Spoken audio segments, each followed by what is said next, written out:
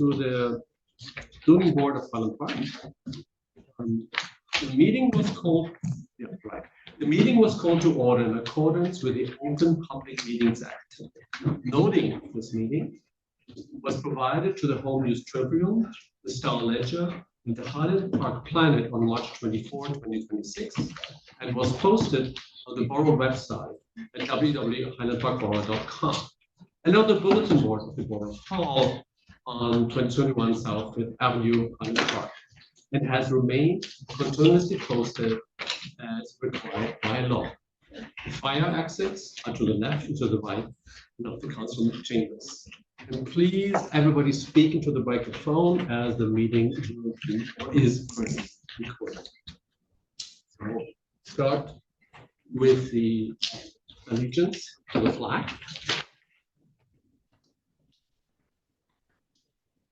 I pledge allegiance to the flag of the United States of America and to the republic which stands one nation under God, indivisible, with liberty and justice for all. Thank you.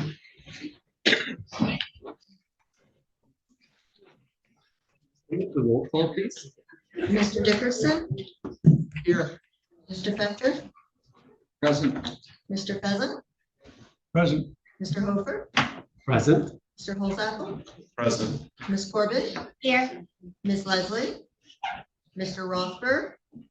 Mr. Vining? Here. Ms. Walsh?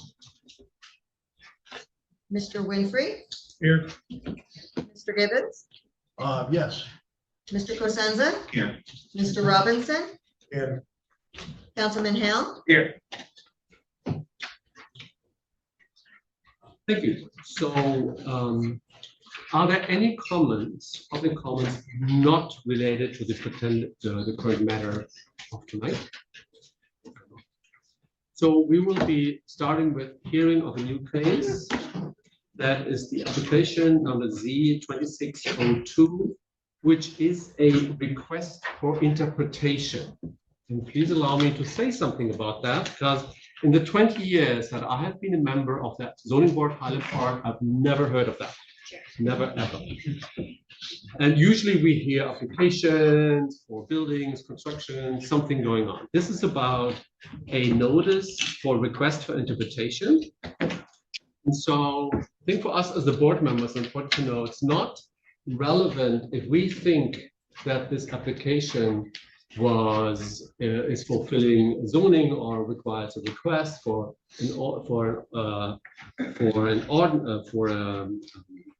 an exception of the existing zoning because it is approved by our zoning officer already. The question is the interpretation of the term accessory building. So I apologize, I'm a second language. English is my second language. So that's the topic at hand. I wanted to start for us as the board members to understand that it took me a while to get it because it's so unusual for us. So on that note, I would ask the applicants. Mr. Chairman, before we begin, do I need to take oh, yes, you do. Yes. Yes. Sorry for that.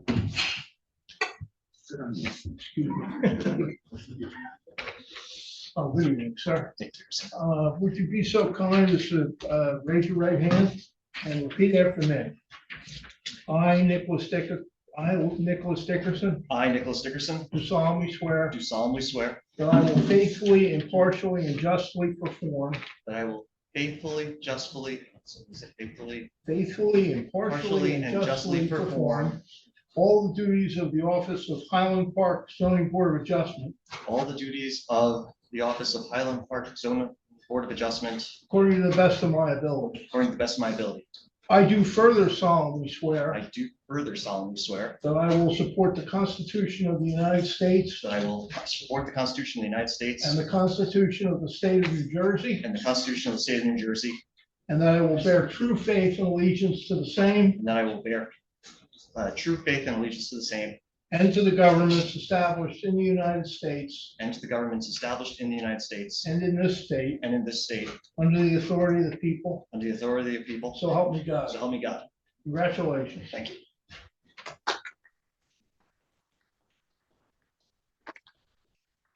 One more announcement. So the meetings will be live streamed via Zoom. Public comments will be allowed for general board matters, excluding applications for the developer. Mr. Dickerson, I'll have to ask you to sign your oath and I'll notarize it sometime tonight, okay? Will do. Okay, go ahead, Mr. Chair. So members of the public who wish to ask questions, present testimony, or present witnesses in a vacation for development must be present and in person at the location indicated above. To view or listen to the meeting, you can do this via Zoom. So the discussion about the case is not via Zoom, but just for us in person. I think I want to make that clear to you now, gentlemen. Do you want your appearance, please, Counselor? Sure. Good evening. My name is Peter Oliver, of Hoagland Longo, Moran, Dunstan, Dukas. I represent Alex and Goldie Rabayev with regards to the application tonight. Good evening, Mr. Chair, members of the board. As I mentioned, I represent Alex and Goldie Rabayev, who are here with me tonight.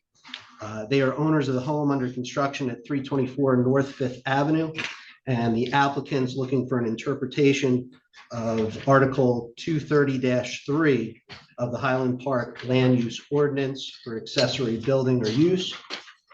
Just to give a little bit of the background, my clients obtained a zoning permit as issued by Michael Mullen, Highland Park zoning official, as well as written confirmation that the planned pool room at their residence is not considered an accessory structure under the municipality zoning ordinance from Scott Brescher, Highland Park's construction official.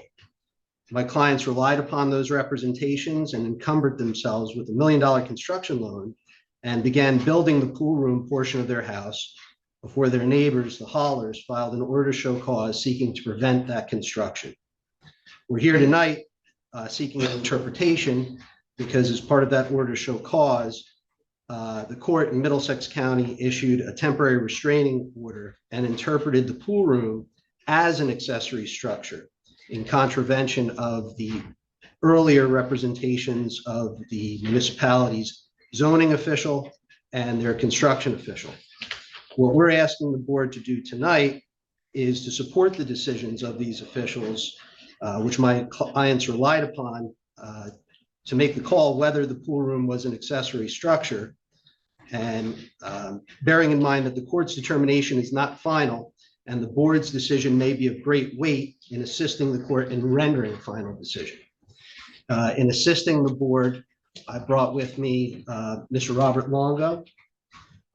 He is a principal of Cornerstone Architectural Group, and we'd like to have him brought in as an expert and to provide testimony to the board with respect to why it is we believe that the structure, the pool room that's being built, is not an accessory structure.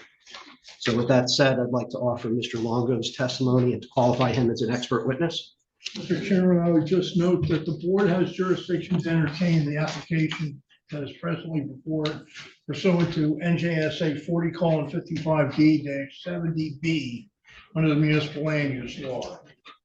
Just so there's no question in anybody's mind. Sir, would you please raise your right hand? You solemnly swear that the testimony you're about to give in this matter will be the truth, so help you God. I do. Please state your name and spell your last name for the record. Robert Longo, Longo. Very good. Counselor, your witness, please.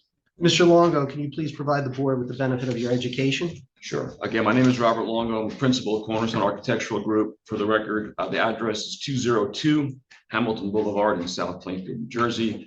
I'm a licensed architect and a licensed professional planner in New Jersey. Could you please use the mic? I'm sorry? Yes, absolutely. Use the mic. Everything's being taken down. Just reboot or just keep going? Keep going. Okay. I'm a licensed architect and a professional planner in the state of New Jersey. I received my license to practice architecture 37 years ago and my license for planning 27 years ago. Both licenses are and have been in good standing since I received them.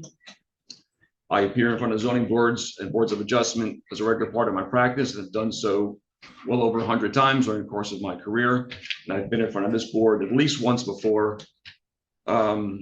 The most recent project was probably a dozen years ago. You got approval for the Park Avenue Dental Group on Raritan Avenue. When they relocated their office, we needed a variance because the ground floor office was not permitted, or is not, or at least wasn't, and it probably still is not in that zone. So that's my most recent appearance, I believe, in front of this board. So we will welcome you as a witness in front of the board. Thank you. I was just about to ask the board to accept Mr. Longo as an expert in the field of architecture and planning, and specifically with regards to the planning issue as to an accessory structure. We accept. Thank you.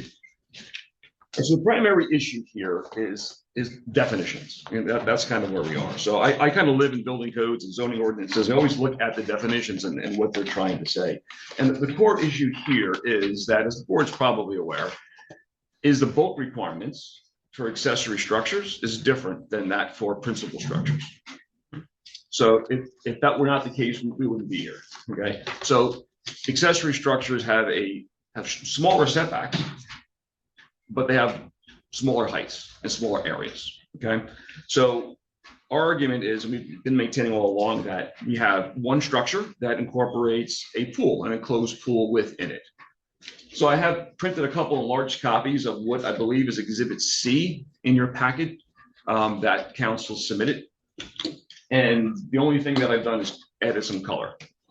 This sort of orange color to the drawing, just for clarity. Can you identify the Shall we exhibit? mark those? Yeah.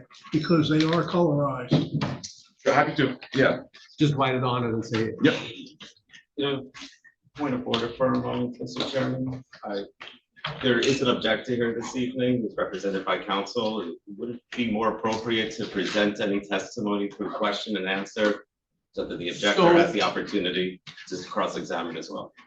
So we will have the opportunity for members of the public, which is the objector in this case, to represent and bring up their arguments, and then actually address questions to the witness or to the statements that are given. Like in our sequence, how we do it in the board, we will first hear the applicant and then open up to the public, and you would then. I understand. My point is that I'm asking whether it would be more appropriate, instead of allowing the witness to give a speech, that it allow him to provide his testimony through question and answer, so that there could be I clarity. believe it's very appropriate for our board to follow our rules, how we move on, and we're very happy to do that. And we will give you ample opportunity as a member of the public or as a member who represents a member of the public to put up your statement and then to have questions to things that are presented. Thank you. You'll have an opportunity for cross-examination. So I have 5 separate drawings here. Am I marking these as 5 different exhibits or collectively as one? What's the board's preference? Just mark them individually, so we are clear. Okay. Which image you were referring to when you're speaking. Okay. So if you have exhibits in front of you, I believe there's A, B, C, D. I'm starting with E. The drawings in that collectively were C, and then I think there was an exhibit D as well. Yeah, exhibit D is the drawings. I want to know where I should start here. I believe it would be, was there an exhibit D? This is the last page of exhibits. Was there a D? There's a D, but that's not, I think it was all. So why don't you call it C1 on the board, and then you can go from there. Perfect. Please date it, mark it and date it, please. Okay.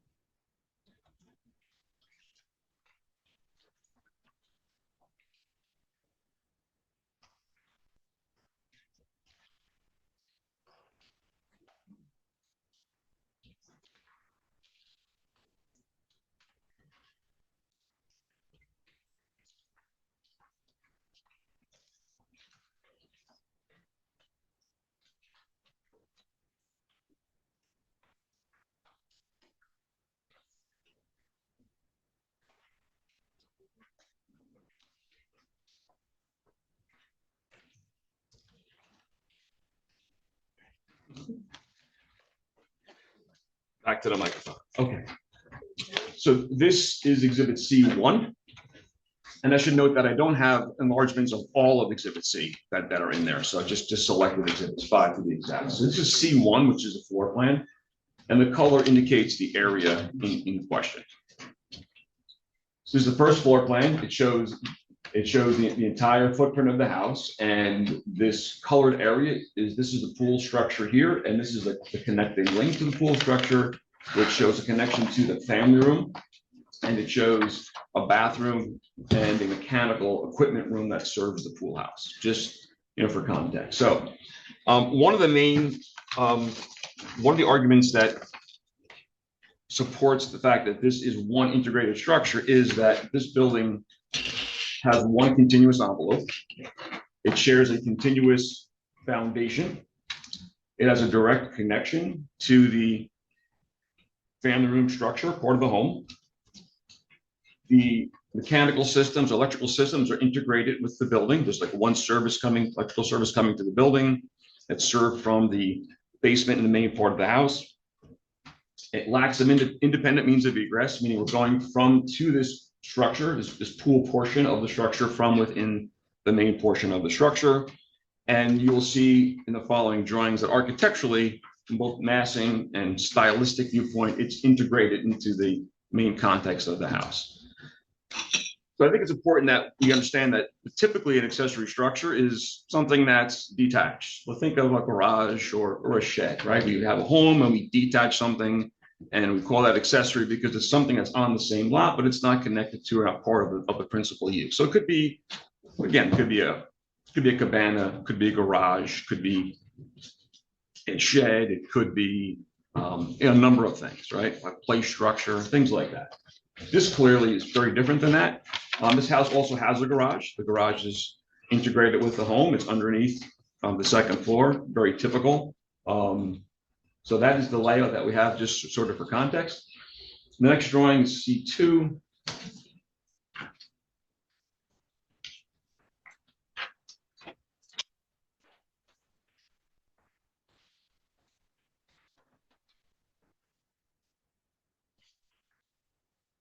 So the next 4 drawings are the 4 elevations, front, sides, and rear. You'll notice that this is the front elevation. You'll notice that there's nothing colored here because the area in question, meaning the pool enclosure, is not visible from the street. So that is what the facade of the house looks like.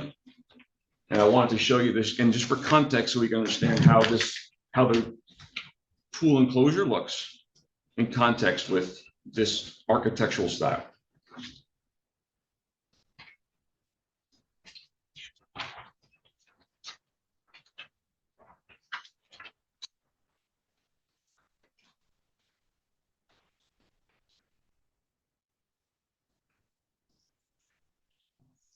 This is exhibit C3. This is the right side of the house, or what would be the west side of the house. Catch up. I want to find the drawing. Oh, I'm sorry. Yeah. Thank you. So what's colored, again, what's shaded here is the area in question. That is the pool enclosure and the connecting link. So again, you can see that it's got a similar architectural style. It's got a similar massing. It's clearly integrated into the rest of the house architecturally and from a massing standpoint.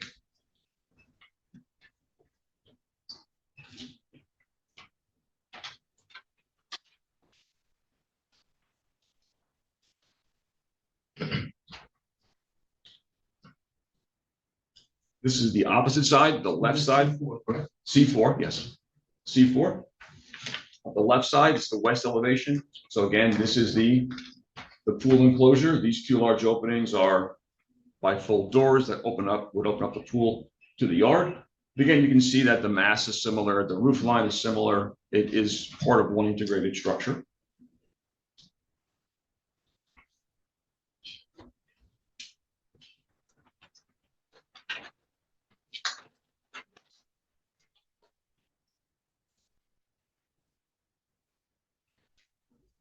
This exhibit is C5. This is the rear elevation. Again, the shaded portion is the pool enclosure. And again, point being that the massing, the scale the architectural style is consistent with that of the main building. So those are the primary characteristics that we believe support the fact that this is part of the main structure and not an accessory structure. So some of the definitions, so your zoning ordinance that defines accessory structure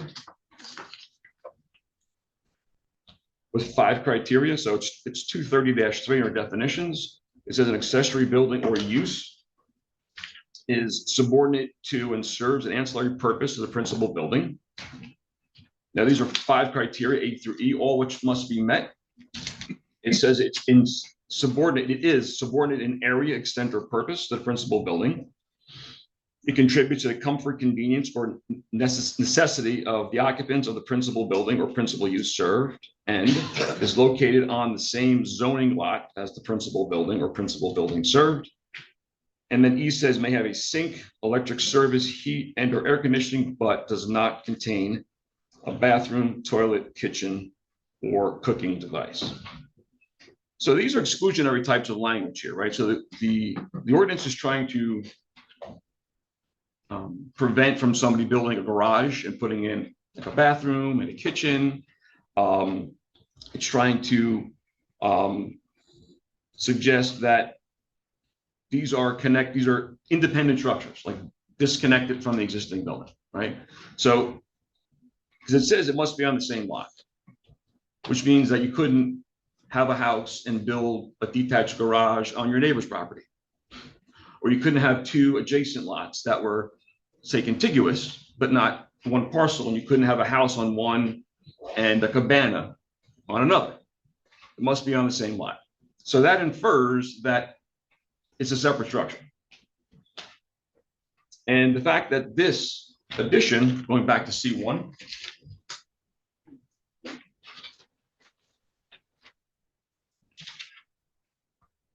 you look at that link, there's a bathroom like in this link. This is all part of the area in question. In definition E, it says does not contain a bathroom, toilet, kitchen, or cooking device. So the presence of that bathroom alone, by this definition, prohibits this from being an accessory structure, just by that sentence alone. I think that's all I really have in direct, unless you have other. No, unless the board has any specific questions for Mr. Longo. Do you have any questions at this point? Mr. Longo, can you describe the doors between the pool room and the family room? Is those simple interior doors, or are these doors with deadbolts and into a separate section? It's a standard 3-foot swinging door. I can't speak to the locking of it, but it's a 3-foot swinging door that might connect any other 2 spaces in the home. Similar to the other interior doors in the house? Correct. Thank you. Yeah. I don't know if I asked this right. Is there any interpretation under which the little blue or the little orange part can be interpreted as the part of the structure on the right rather than on the left? I mean, I suppose that's part of what the board's here to determine. That I'm suggesting. I'm not suggesting, I'm just saying, is there interpretation that it could be that way? I suppose. Yes, please, Chris. Actually, building on the board member's question, is there an exterior door to enter the room that's labeled pool? There are bifold doors, like large bifold doors that would lead to the outside. Other than that, no.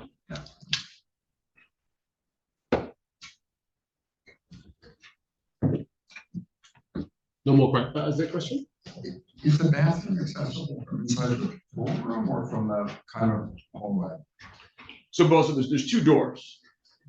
So there's this connecting link here. So there's a door here, and a hallway. Right. So both the mechanical room and the bathroom are off of the hallway that connects the 2. So in the judge's opinion, all of this, everything I've shaded here, the judge considered to be accessory. In this entirety, yeah. Mr. Longo, in your experience when dealing with accessory structures, I know you mentioned something that's detached, like a garage or a shed. Have you ever seen something like this where it has a similar foundation and it's contiguous with the building where it's been deemed an accessory structure? No, my experience, whenever there's attachment, it's going to be part of the principal structure. Are there other questions from members of the board? Is access to the covered terrace strictly from the hallway? It's from the exterior or from the family room, actually. It's from the family room, there's doors here, Okay, or from the patio, from the outside. but it doesn't connect to the pool room or the hallway. Oh, it does, it connects to the pool room with sliding doors, so not to the hallway. Pool room, family room, and outside. So all three sides, but not this link. Thank you. Good. Do you have any other? Yes, I would also like to have my client, Goldie Rabayev, testify about her reliance upon the zoning and construction officials' decisions in building the home and to basically build the house of her dreams. And I'll ask her to come up and testify. And thank you very much, Mr. Longo.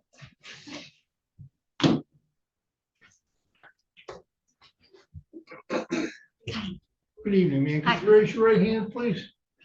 Do you solemnly swear that the testimony you're about to give in this matter will be the truth, so help you God?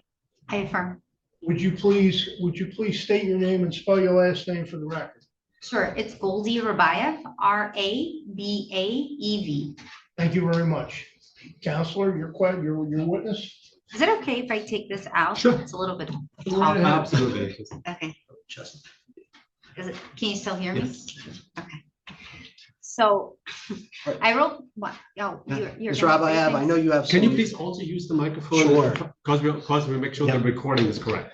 Ms. Rabayev, I know you have some comments that you prepared with regards to Thank you. what it's meant to you with regards to building the home of your dreams, getting the approvals from the zoning and code officials to start that addition, the pool room, and the construction, and then to have that stop. So I'd like the board to hear from you with regard to that. Okay. Hi. Thank you for hearing us today. I had to write my thoughts down so that it would be more concise.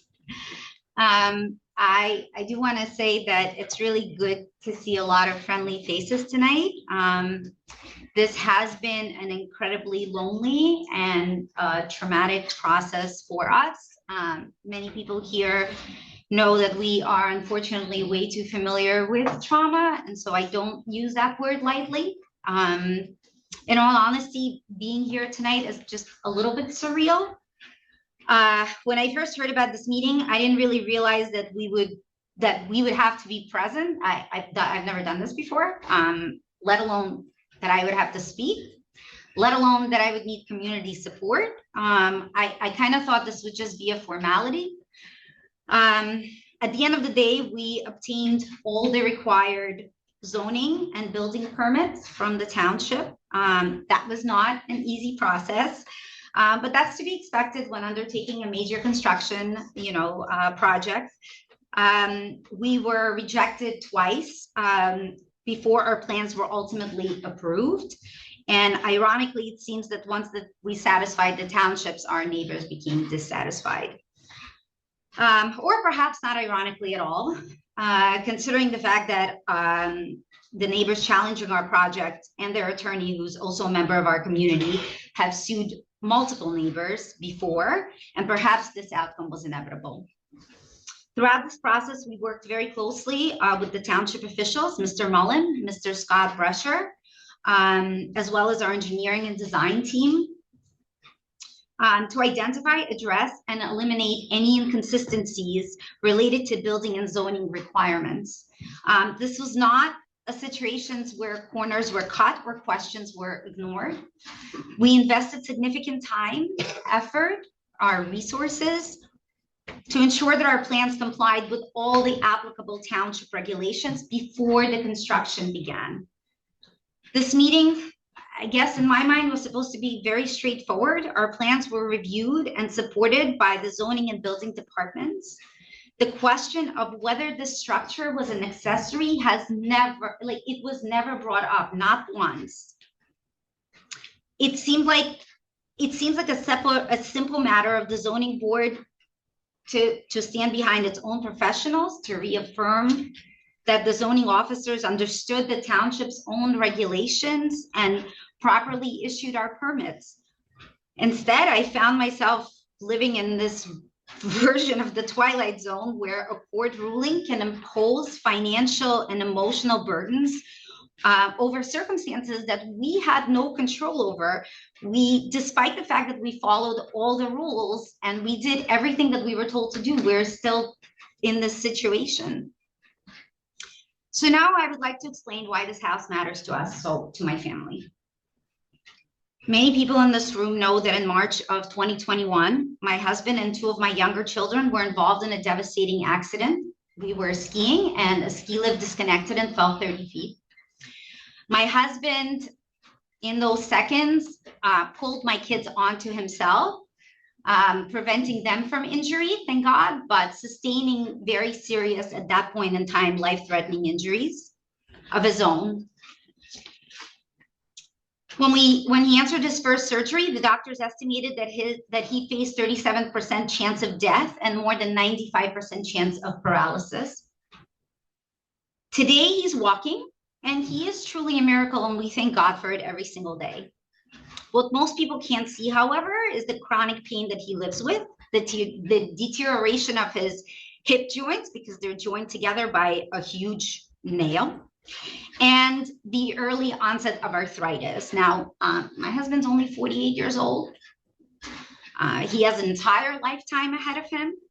And the best way for him to preserve his mobility and the quality of his life is through constant physical exercise that he has to maintain every single day, multiple times a day. So this is why I'm sharing my story. For years, we searched for the right property. We worked with architects and explored numerous possibilities. This house is our dream home, not because it's extravagant, but because it is designed around our family's needs. We specifically chose this neighborhood because our home would fit in naturally among the other large homes that are right next to us and in front of us. Including the home of my neighbors that are suing us right now. Those neighbors had described our home as a monstrosity, the word that the judge adopted into his characterization, yet our home is no larger than theirs. What truly seems to bother these people, is that we're building a pool. But the pool is not a luxury for us. It's a part of a long-term plan to ensure that my husband has reliable access to non-weight-bearing exercise that his doctors have insisted on. It is also a part of a design that would allow us, and God forbid, I hope this never happens, but to adapt our home so that our primary living space, as well as our master bedroom and everything that we need, is on the first floor. It feels surreal, and frankly, it feels violating that I have to publicly explain deeply personal details about my husband's health and our situation, but here we are. What makes this situation even more difficult is that we were not stopped at the beginning of the process. We were prevented from continuing construction only after the structure was already erected and approximately 7 months into active construction. By that point, the structure was erected. Substantial work had been done, completed, in reliance on the permits that had been reviewed and issued by the township. Had these issues been raised before permits were granted or before construction had progressed, maybe we would be able to do something different. Meanwhile, the consequences of this litigation have been really severe. The existing structure has remained exposed to the elements for virtually the entire period, which is like 9 months now. Up until this week, the house has sat rain, snow, freezing temperatures, seasonal weather without the protection that would normally accompany a project at this stage of construction. Significant damage has already occurred as a result of this exposure. Our construction loan is now in default because we were unable to meet construction requirements. Our insurance coverage is set to lapse in July. The financial and emotional strain on our family has been immense. As I said earlier, I expected tonight to be a little bit more than a formality, but this past Shabbos, this past Saturday, numerous people approached me in our synagogue and told me that Liam Haller had actively encouraged people to attend this meeting and support this campaign against us. Because of that, we were advised to ask our own friends and neighbors to come here tonight in support of us. I'm asking the zoning board to uphold the determination that the zoning officer has made. My understanding is that this issue remains critically important because the court's decision is not final, as our attorney stated. And ultimately, the zoning board is the authority responsible for interpreting and applying the township's own regulations. The property owners cannot rely, if the property owners cannot rely on the permits that have been given, properly reviewed and issued by the township, implications will extend far beyond my family. They would affect every single resident who seeks to build or renovate or to improve their property in reliance on the township approval process. We followed the rules. We worked with the township officials. We addressed every concern that was raised to us. We obtained the required approvals. We invested substantial resources in reliance on those approvals. We acted really in good faith. Every step of the way, I respectfully ask the board to stand behind its own zoning officer, behind its own regulation, behind its own professionals, and say that the permits were issued properly and in accordance with your zoning laws. Thank you so much. Thank you. Thank you. Does the board have a question? From the board?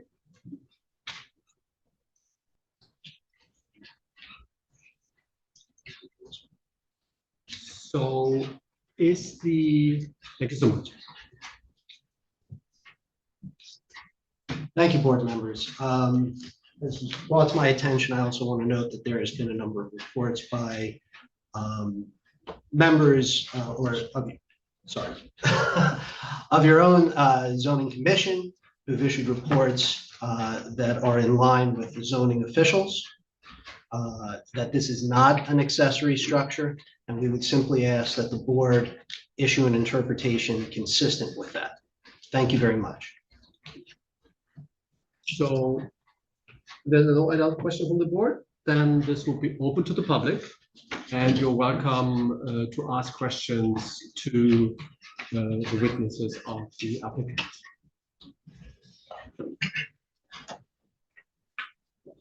Good evening, Counselor. Could you enter your appearance, please? Yes, absolutely.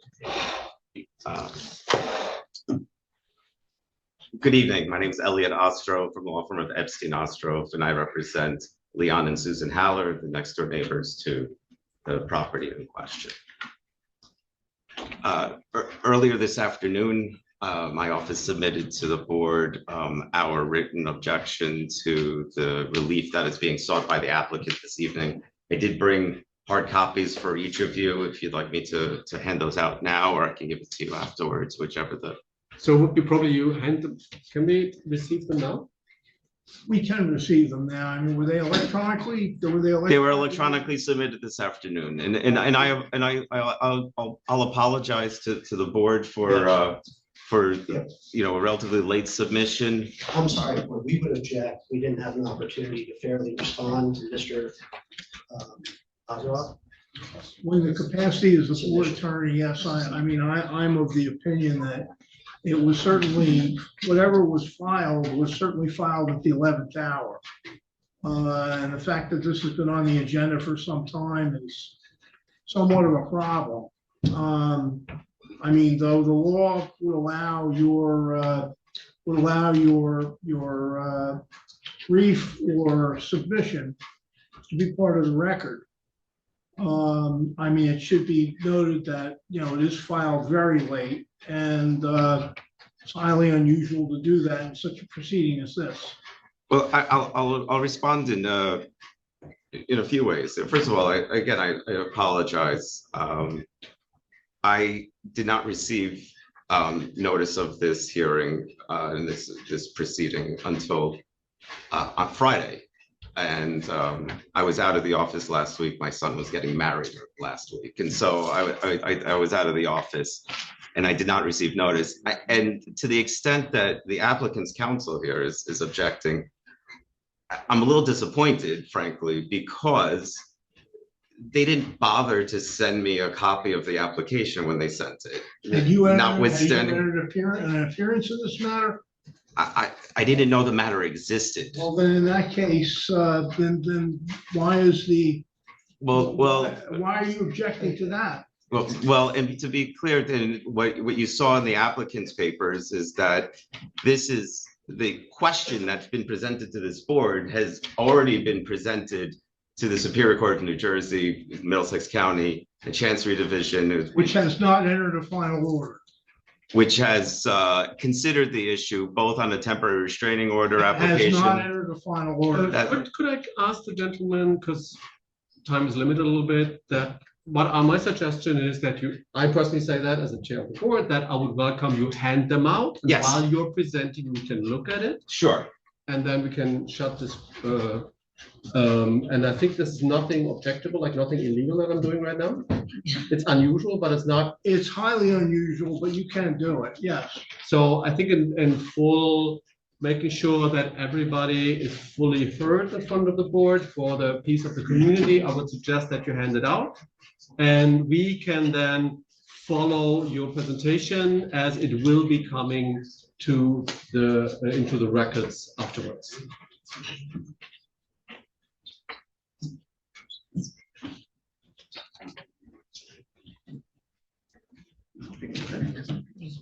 Members of the board, I would also note that the Howlers received notice and that this matter has been on the agenda for some time.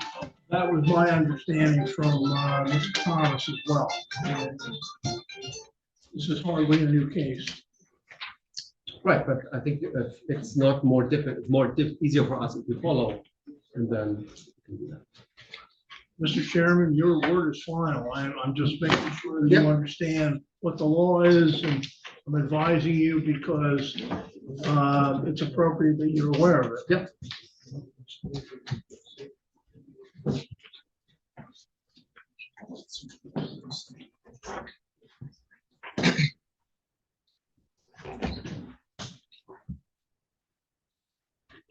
What I'm showing you here is attached as Exhibit 2 to my submission as well. This is the current view, or it was the view from the Howler's back deck. And what is You can do what you look like.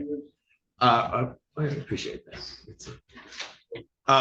But the truth is that what's been presented to the board this evening is a question of interpretation, right? And so the question of interpretation doesn't necessarily mean that we need to consider the specific situation of the Rabayevs, the applicant. It doesn't necessarily mean we need to consider the specific situation of the Howlers, notwithstanding the current view of from their deck. But most important before the board here is a question of the interpretation of your zoning ordinance. All right, and As it pertains to the structure. Yep. I didn't interrupt you. He didn't interrupt you either. Your zoning ordinance, the Highland Park zoning ordinance. Section 230-3, the definitions. Start. Can we ask a question? We should finish. Let's finish the I just presentation. wonder what the picture is. Oh yeah. You make this- This is a photo from the Howler's deck. The wooden structure that you see is the pool house that the Rabayevs have started to build. Okay, so there's like a Take that pool photograph? house and then there's also a, what do they call it? It's like a deck or something? Are we looking at the pool house itself or are we looking at the side that's? We're looking at the side of the pool house. So you're looking at, if I look at C1, that was a part of that application, you're looking at this Okay, area got it, right okay, here. thanks. Chris. right? Because the Haller's house is over here. Okay, now I understand. As one of the two board professionals, can we look at it too? Just want to authenticate that. You took that picture or someone in your? Mr. Haller is here. He took the picture. We can ask him to authenticate it for you if you want. All right, that's fine. But no, you have a question for Mr. Cosenza. Yes, I just want to see the photo. Can you describe again where it's taken from and when did you take the picture? This picture was taken actually in September of last year. And again, I'll orient you. The house on C1, the Haller's house is next door here. Well, can you please make sure that you use the mic whenever you explain something? Yeah, It's on the record. Everything is being taken down, so you're. Based on the orientation of the design of the diagram here, the Haller's house is above their back deck is over here. And what you're looking at in that picture is the side of the building. Thank you.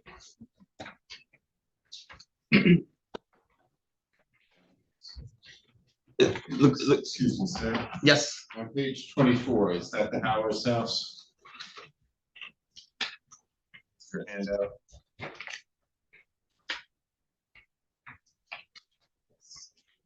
Yes. Yes.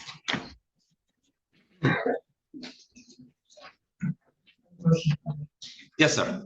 Approximately how far apart, I guess that's the deck, is the white fence there? The white fence is around the deck, correct? Yes, from the white fence to the structure now. It's less than 10 feet. Okay.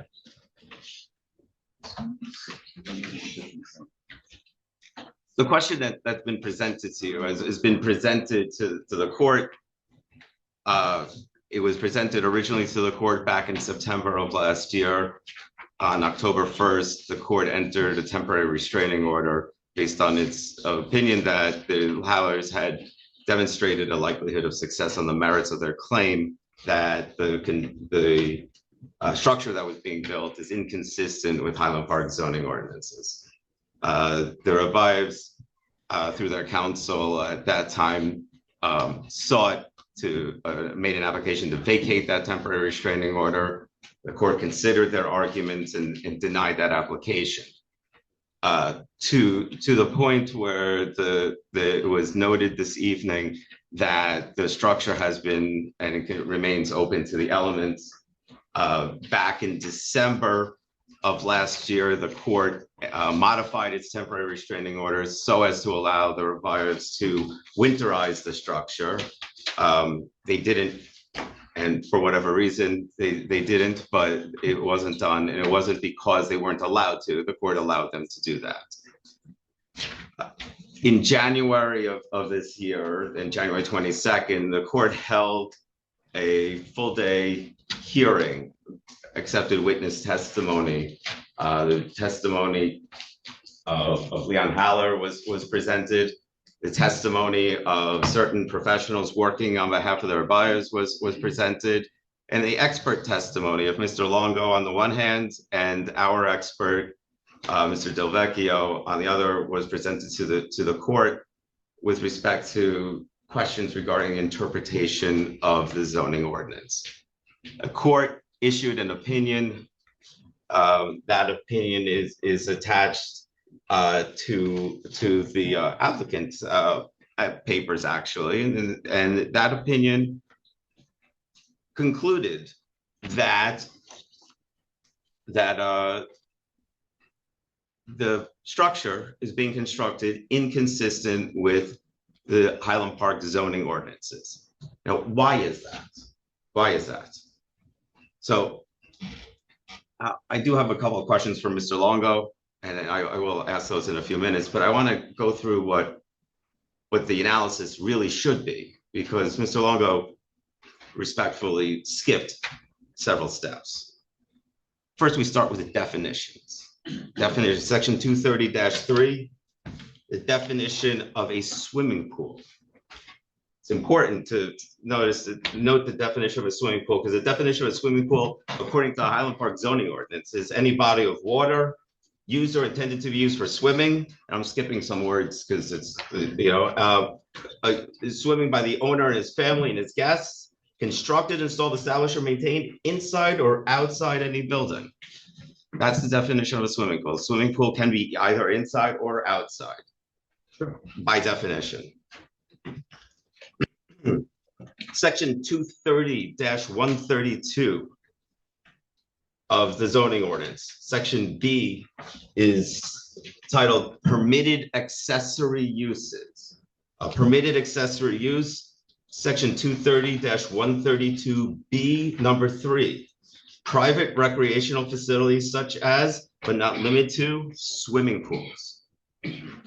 By definition of the Highland Park zoning ordinance, a swimming pool inside a structure is a permitted accessory use.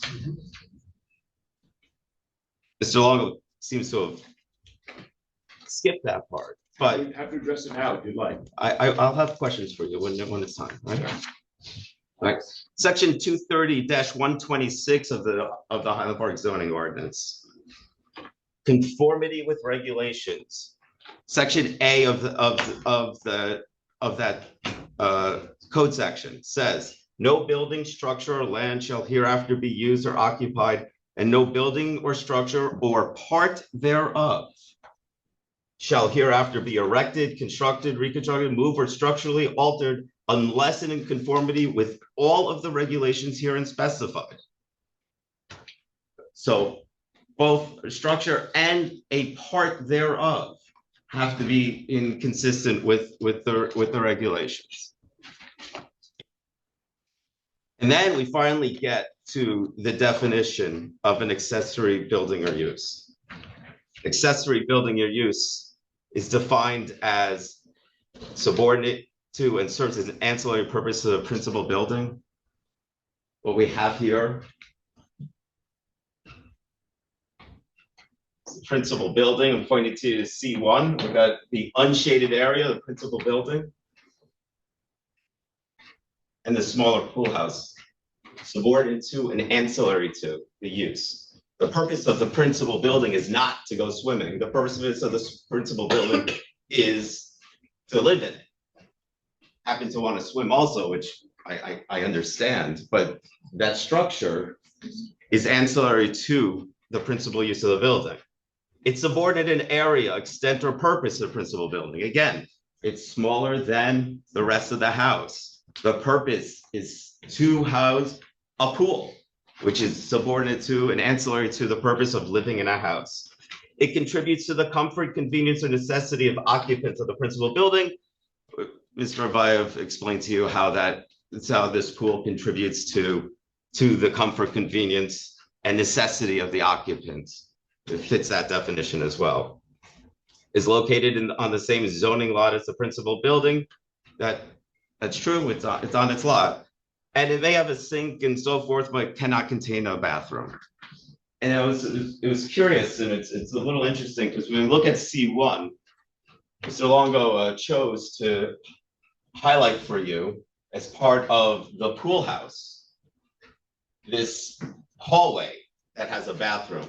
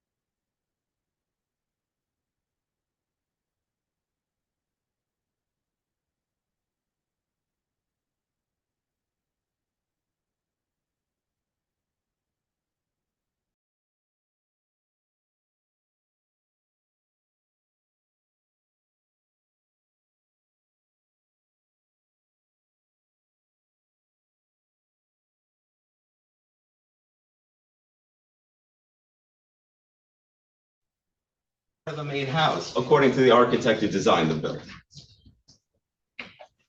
Just a question. Yes, sir. You could have an accessory use in a principal building. Of course you can. Of course you can. Right, but the question presented, the interpretation of when we want to interpret this is, what is, if this is a principal, an accessory use connected to the principal building, what are the height and size limitations on that, right? Because the Highland Park zoning ordinance, section 230-149.5 provides that the gross area of floor, no accessory structure. Now, here's what's interesting. It's right, because we're talking about statutory interpretation. And so we got to look at the words of the Highland Park zoning ordinance to figure out what they mean. It says no accessory structure in conjunction with a single or two-family dwelling. Right. What's interesting is that when we've read each and every one of these sections, the word attached doesn't exist. Are you testifying as an expert, sir? No, I'm reading the words to you, right? The words detached aren't in there. You're kind of blurring the distinction. Okay, Mr. Longo. Yes. I got some questions for you. Why don't you come up and grab a microphone? We could do it that way instead. Right. Okay. Oh, if you want to testify, I'll swear you in. No, I don't need to testify. Attorney's witness here would not be appropriate. Yeah, totally fair, totally fair. So Mr. Longo can testify for us because he's been presented as the applicant's expert. Mr. Longo, you've had an opportunity to review the Highland Park zoning ordinance. I have. Right, and you've reviewed each of the sections that I've presented to the board so far? I have.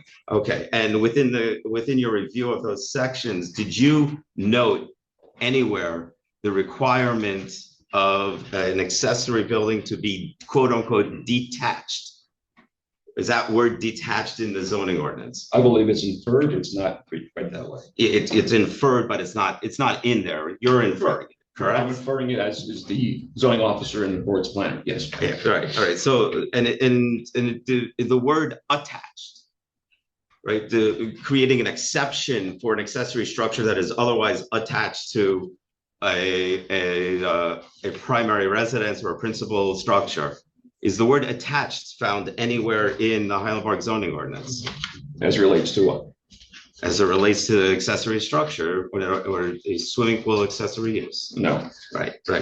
Mr. Longo, you testified earlier that you've done this in many other townships, and it's been your experience that in many other townships that there's when an accessory structure is attached to a primary residence, is considered a part of the primary residence. Is that right? Correct. Right. And in connection with that experience, did you have the opportunity to review the zoning ordinances in those other towns? I did. You did, right? I've been doing this for a long time. Okay. So. Have you ever done an application in the borough of Metuchen? I'm not sure what the borough of Metuchen is relevant for us. Well, if you allow me to, two questions, I'll explain. I'll get here really quick. I can find zoning ordinances that have the word attached, and I can find zoning ordinances that don't have the word attached, if that's where you're going. Well, it is where I'm going, because what you're doing. Metuchen may or may not do is not germane to this proceeding. Well, that's true, and similarly, similarly, Mr. Longo's testimony that he's done this in lots of other places, and in lots of other places they thought about it in one way, is not germane to this proceeding either, right? Because what's before this board is not. It's not based upon how many years? And how many municipalities you've indicated?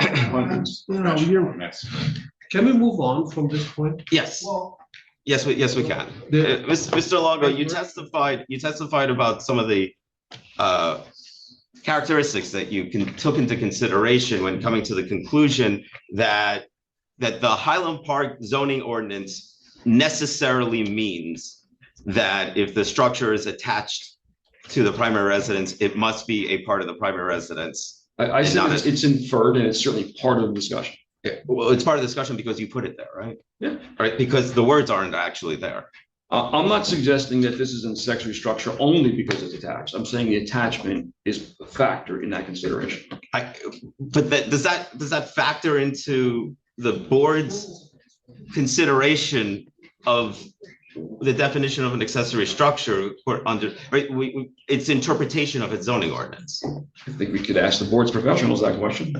Okay, so, well, I'm asking you because you testified. So one of the factors that you testified to is that you explained to the board here this evening that that you noted that there's one continuous envelope, correct? Correct. Right, and within the definition, section 230-3 of accessory building or use, do you find the words continuous envelope? No. Do you find that the ordinance itself considers whether there's one continuous envelope a part of the definition of accessory building or use? That's my opinion as an architect and a planner. Right, but it's not actually in the words of the zoning ordinance, correct? No. Right, you also testified to this board that there is a continuous foundation. Correct. Right, and within the definition that you're asking, the applicant is asking this board to interpret, this definition does the definition itself take into consideration whether or not there's a continuous foundation? No, it wouldn't in this ordinance or any other. That's right. Not, foundations are not part of it. Mechanical systems and electrical systems that you say are connected.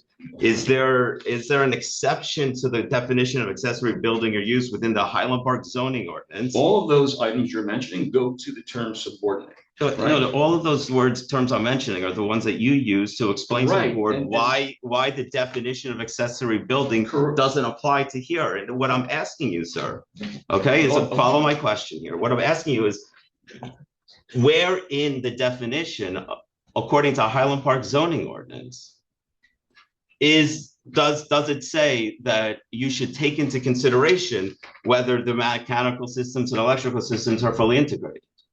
The definition says accessory building is subordinate to in area and extent. Subordination means it's separated somehow. So if it shares a foundation, if it shares mechanical systems, if it shares electrical systems, if it has a continuous envelope, then I argue that alone means it cannot be subordinate. So therefore it cannot be accessory by their definition.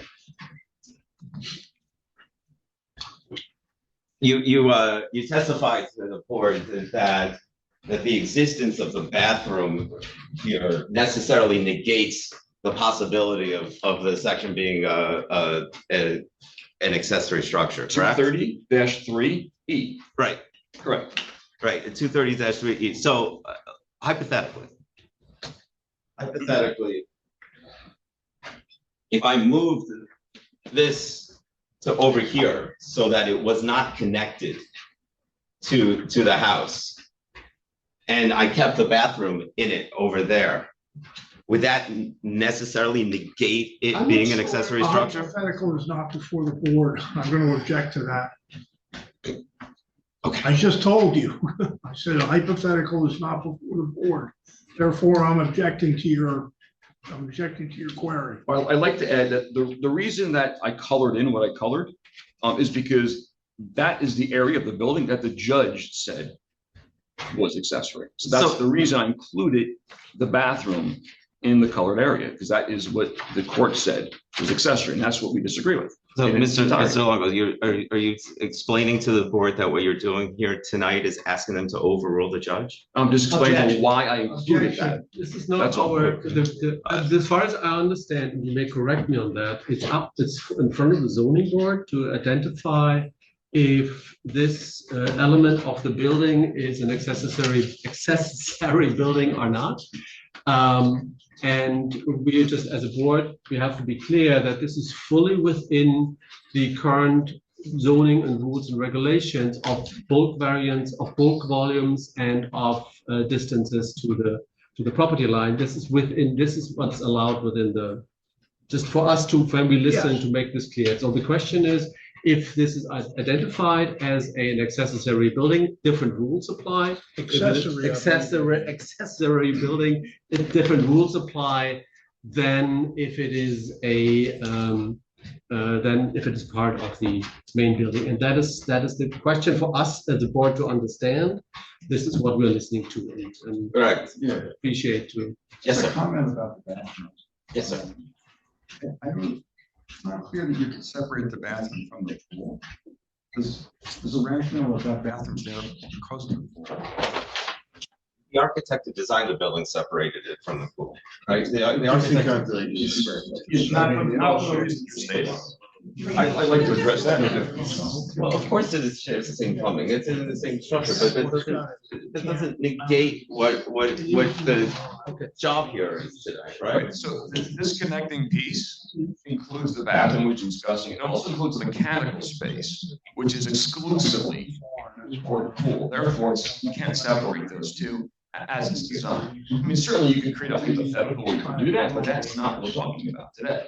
And to address Mr. Osborne's just notice about, these areas, I mean, these areas are broken down. This building has different foundation types.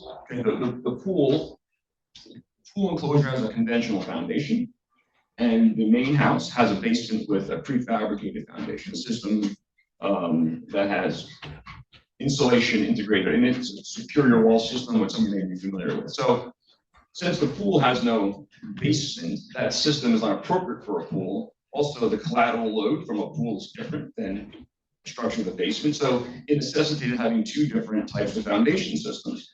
So this diagram simply says, hey, this is a garage. That's different than the main house. Yeah, because the garage is a slab on grade, like my house, probably like yours. Oh, and this part has a basement. That's the main part of the house. Oh, and this pool house, the pool room, is different because it's got a different type of foundation. Doesn't mean anything in terms of this discussion. It simply means that the architect here chose three different foundation systems that made sense for this structure. Yeah, so. We're not being asked to overrule the judge. The judge has simply asked us to opine on the zoning ordinance as he sees us as the appropriate body. That's correct. Thank you. Mr. Hotel, I actually need to correct you. The judge hasn't asked for this at all. The judge has asked us. No. He has deferred to us. No, he has not. The judge has not asked for this application. Excuse me, please. The authority for what the board is doing is set forth exactly in the MLUL. So this board does have the authority to do what it's doing. For you to refer to it as anything else is incorrect. Mr. Gibbons, I apologize. I wasn't suggesting that the board doesn't have the authority to hear this application.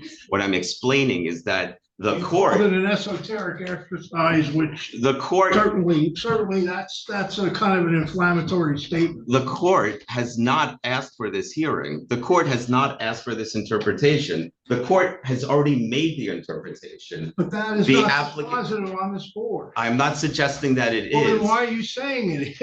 Because I want to correct the misunderstanding.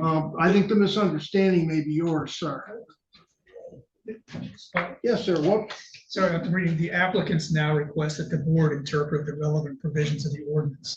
It's not the court, unless I'm reading this. That's right. The board is making the interpretation, which is, as a matter of law, it's right.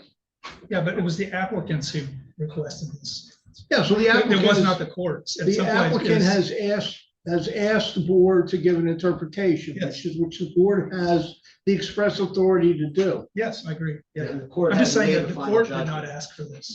I'm sorry, sir. The court has not made a final judgment. No, I said that earlier, and I think it needs to be emphasized that whatever the court has said to this point is not binding on this board. This board is acting of its own authority. Counselor? Let me sum up for you because that would be advisable. I appreciate that. Thank you. So long, I have no further questions, Rich.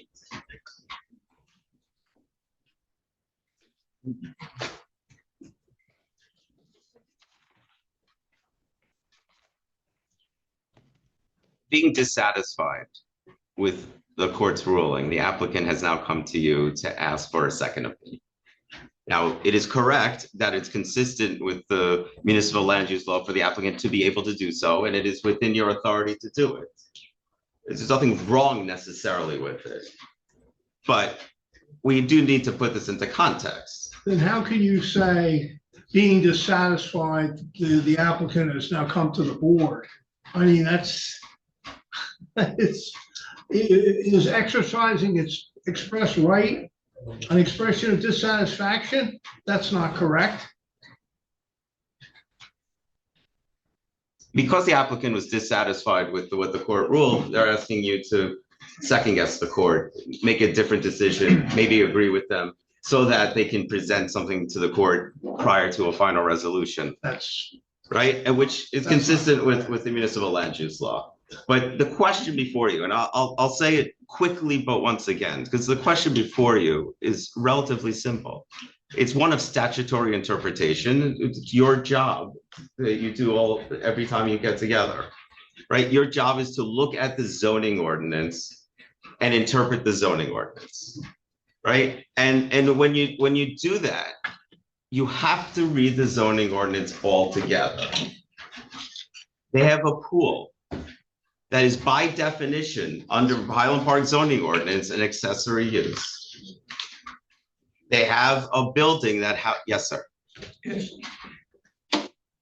it a pool is an accessory use, or it can be accessory use? It is by definition accessory use. A potential. No, not a potential. Not a potential. Section 230-132B3. Single-family residential zone. The following regulations shall apply in the RA residential zone. B, permitted accessory use. B3. Yes, potential. It's not a potential. It is by definition. It's your definition. The question isn't if there's an accessory use, it's if this is an accessory. It's an accessory building. Oh, so go back to the definition of accessory building or use. Your Mr. Chair, can I address that? No. If you finish your sentence and then it would. No, it's not for you to say whether he can or not, sir. Oh, I'm in the middle of something here. I understand So that, but for you to just say no is inappropriate. You're out of order. So if you would kindly finish your Sure. thought and then the applicant. Section 230-3 definitions, accessory building or use, right? Your definitions don't distinguish between a building or a use. And a pool, by definition, under your definitions, is an accessory use. And What's another accessory use? I'm sorry? What's another accessory use potential or permitted? Private recreational facilities such as, but not limited.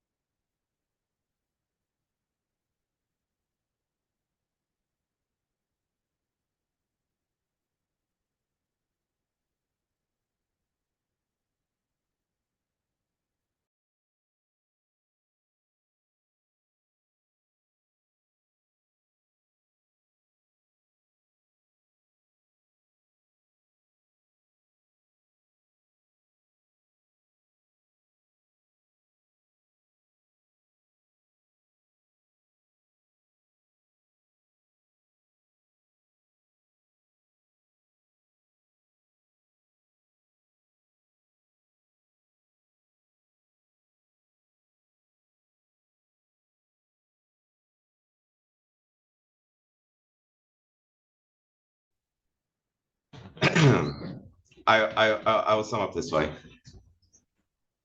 without repeating myself again, the plain words of your zoning ordinance necessarily make that pool house an accessory structure that's limited in size and area by by the zoning ordinance, right? That the plain words, right? Now, you asked me before, and I'll tell you, I'll touch on it briefly. When I was referring to other townships, right? The reason why it's relevant to consider and for you to consider when you're trying to interpret your own zoning ordinance, what other townships ordinances say, is because, again, we are looking at the words that were chosen by the drafters of the ordinance, right? And then when the drafters of the ordinance had the opportunity to draft the definition of accessory structure, they had the opportunity to do what other townships have done. They had the opportunity to say an accessory structure is A, B, C. However, provided, however, when an accessory structure is attached to a primary residence, it may use the height requirements of the primary residence. Right? They had the opportunity when they chose to define an accessory structure in your zoning ordinance. They had the opportunity to say that an accessory structure is one that is detached from the primary residence. They had the opportunity to say that a primary structure, excuse me, an accessory structure by definition is not attached to the primary residence. They had the opportunity to do that. The drafters of your zoning ordinance chose not to. It's important to know that because it's irrelevant under a Highland Park zoning ordinance whether the building here, this box that contains the pool, whether it's attached to this or it's over here, completely separate and apart. The words of your zoning ordinance don't make a distinction. And so you're being asked to interpret your zoning ordinance, not the fantasy that Mr. Longo has presented, right? Not somebody else's, not the experience that he's had in other townships. Your zoning ordinance does not make a distinction that under the definition is an accessory structure. Now, yes, sir. It's hard to see how that section is subordinate in structure. Sure. It's going to be subordinate use, but I don't see how it's subordinate in structure. Well, it's subordinate in two ways, right? I mean, first of all, in square footage, it's smaller than this, right? And also, it's subordinate as well in height, right? Because the main house is about 36 feet plus high. This is 29 feet high. So I think that's for us to discuss later. We do not need to convince you. You presented your case, and I believe you did this really well. And we can probably. And you finished with that? Yes. Good. Thank you. Can I ask a clarifying question? Okay, sure. Sorry about the point. So if I understand your argument is that a pool is always accessory, even if we're in the middle of the house. Is that what you're arguing? I'm just trying to understand.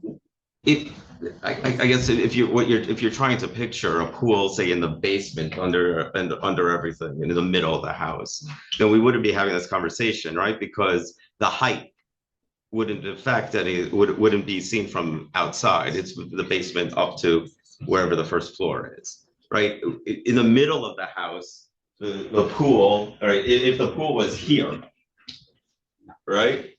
If the pool was here, then it wouldn't be this separate structure tacked onto the back of the house. Right? And so the building, there wouldn't be a separate building surrounding just the pool, like you have here. Related to that, it's actually a good question. If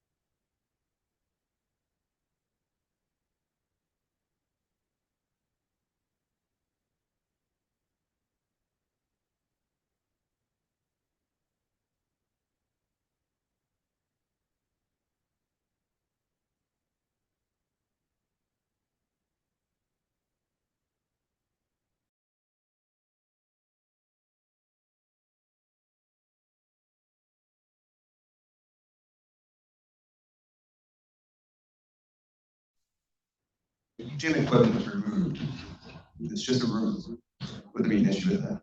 No, So the issue is the use, not the structure. the issue is the structure housing the use. Understood. Thank you.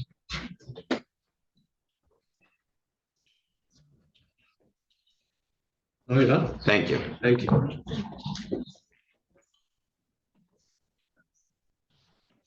But I think we're struggling here with trying to make ordinances perfect, and of course, none of them are, right? So there's always some wordsmithing you do here, but Mr. Osborne is trying to argue that because your ordinance says pools are accessory, that every pool must be accessory. That simply isn't true. Otherwise, this house has a two-car garage, like many homes do. Probably most of your homes have a garage integrated. No one's arguing this garage is an accessory structure. So why are we arguing that the pool is accessory structure? Mr. Osgrove said, hey, look at this diagram. There's a separate line around here than this. So this thing must be a different thing. Well, there's a separate line around this garage too. Like I told you before, the reason that is because the garage is a slab on grade. There's a reason that looks different. No one's suggesting that that garage is accessory. So why is the pool any different? The reason, in my opinion, is it's not.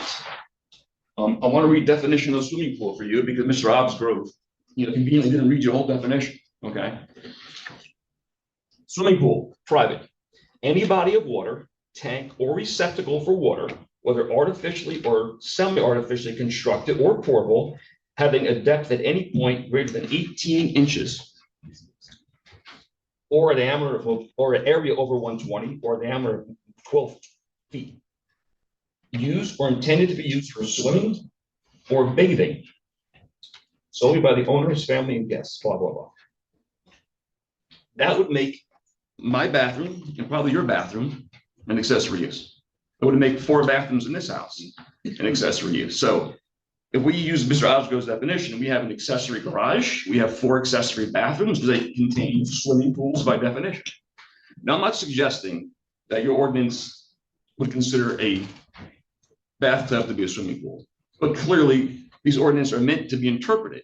And I don't think the board's going to suggest that a bathtub is a swimming pool, but that's what your ordinance says if you read it strictly. So that's why we're here, to get your opinion as to exactly what this ordinance means.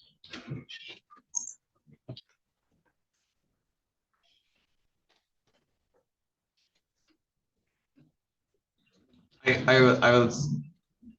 You need to speak in. I'm going to. I'm just gathering my final thought for you here, which is that, I started off by noting for you that unfortunately I received late notice of this hearing.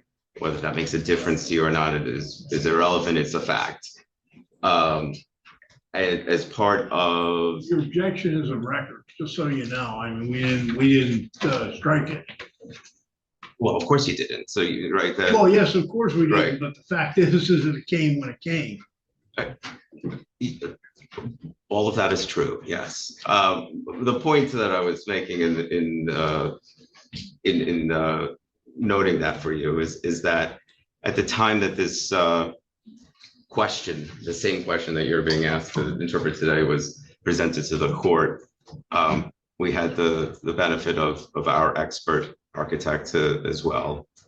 And I would ask you if you think it makes a difference to you. And if it doesn't make a difference to you, then it doesn't make a difference. But if you think it would benefit you to help you in coming to your decision, to hear from our expert architect, I'd ask that ultimately that at the end of this proceeding that you continue the proceeding to another date so that I have the opportunity to present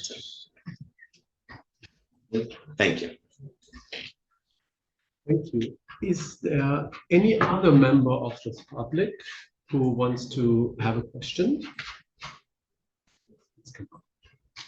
Good. Yes. I think you should probably want to come up here. Yes, you should come up and speak to the microphone. Please identify yourself and get your address, please. Yes, please. Yes, It's relevant. Okay, hi. My name is Ricabella Lefkowitz. I am the Rabiev's oldest daughter. And do you want me to spell my last name? Sorry. Would you please? Sure. Lefkowitz. Thank you. I just wanted to talk as a member of the public. As somebody who's She's like saying- watched this process. Did you Oh, give sorry. your, sorry, did you give your address? You Oh. live in the same house? Yes. Okay, good. That's what I thought she said. Go ahead. Um, yeah, so I wanted to just talk to you a little bit, just from my perspective as somebody who's a member of the community, as somebody who has seen this process from the beginning. Firstly, I've seen from the beginning, the countless hours of work that went into making this structure a reality in terms of, in front of the zoning board. There were many meetings, which resulted, like my mom said, in the alteration of the plans multiple times, many times, to make sure that the plans didn't just fall within the legal aspects of the law, but the spirit of the law. This was a phrase used by one of the zoning officers. And this is important because Highland Park's a beautiful town.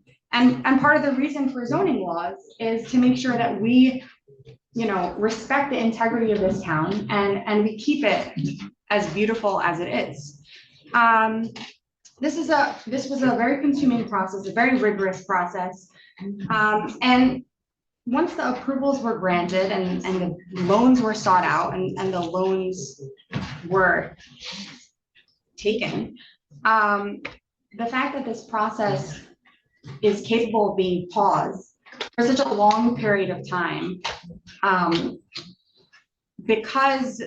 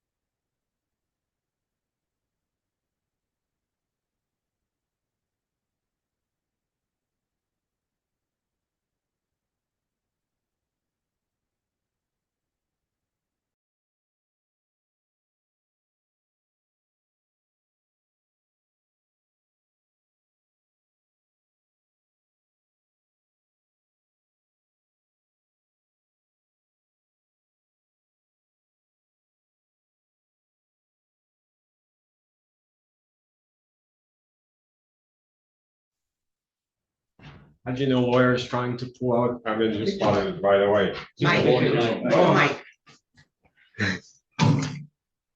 A lawyer comes over and says, well, of course it's an accessory structure. You live in a house, you don't live in the pool. But as people picked up, garage has the same properties, which is you don't, I mean, most of us, I assume, don't live in a garage. Basically, I think the comparison to the garage, which people agree that if it's built part of the house, I haven't seen people taking them down. If they have a second floor or that part is not accessory structure. And the best of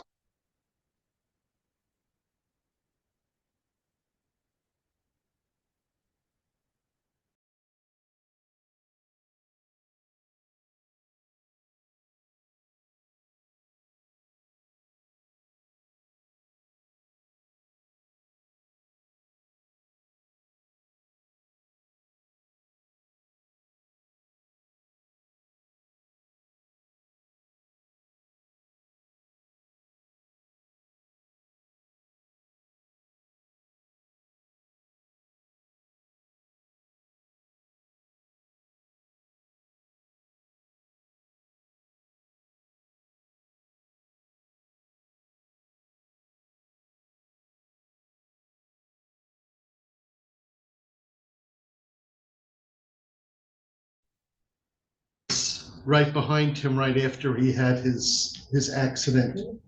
And I've sat behind him during his whole recovery. And to this very day, I don't know if any of you are familiar that in a shawl, and it's painful to watch him try to put on that show.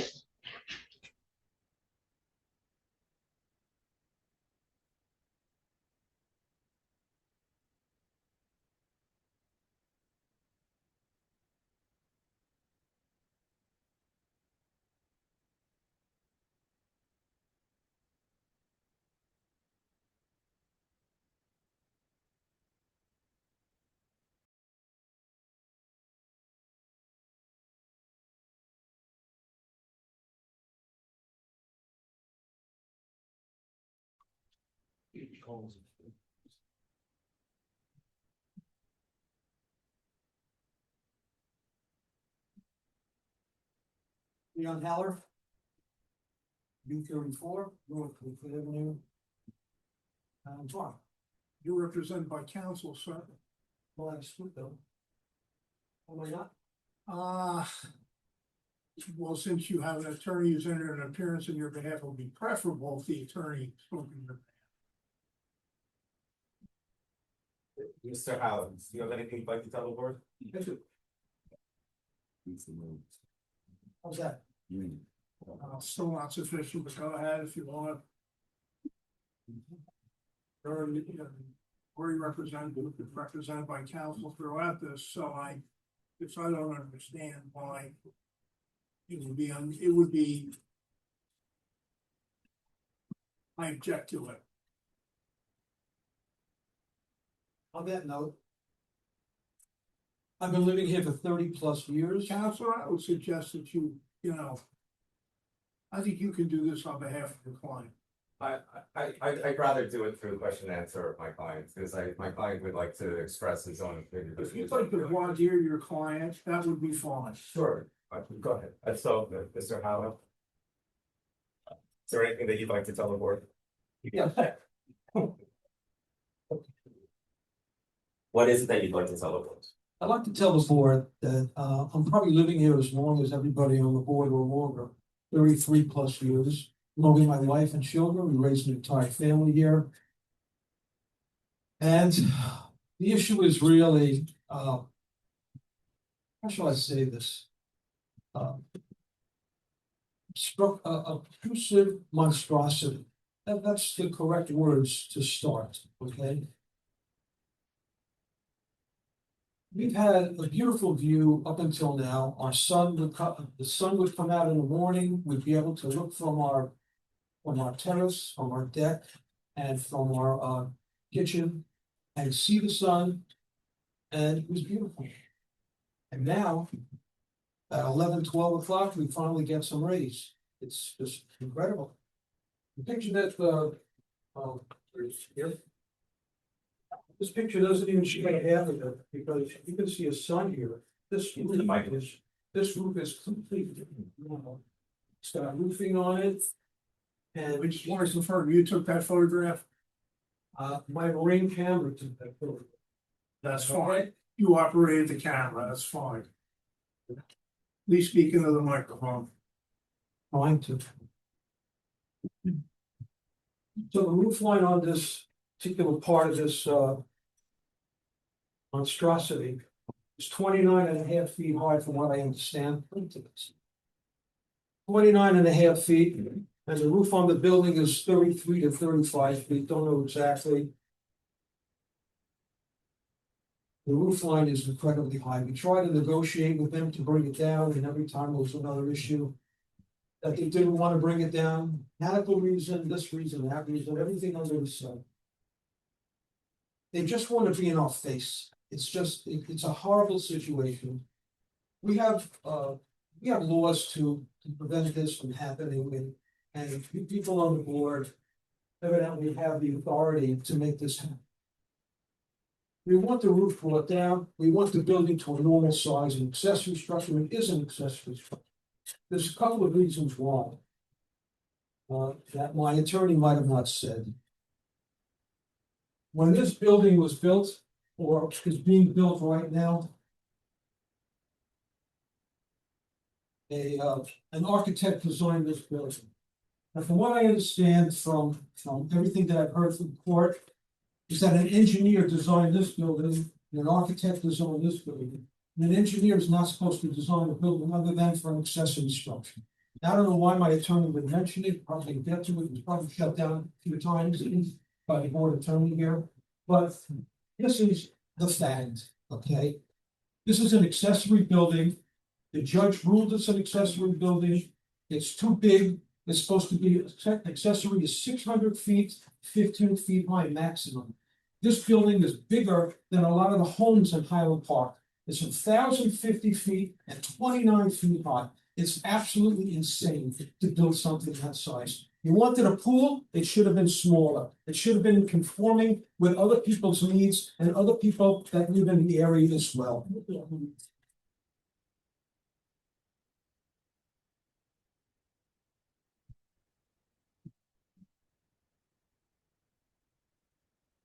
Again, I'm gonna bring up the winterizing thing because they let the building rot the entire winter.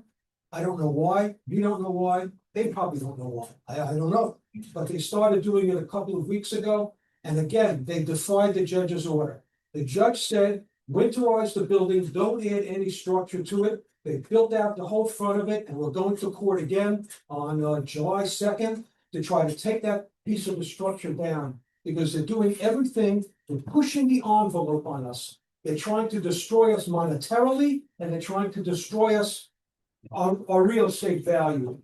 I mean, I don't know if it matters to anybody else here, but real estate value in Highland Park is fair, not great, fair. And they're trying to destroy my investment, my real estate, by building their investment and their real estate. Totally uncalled for and not necessary.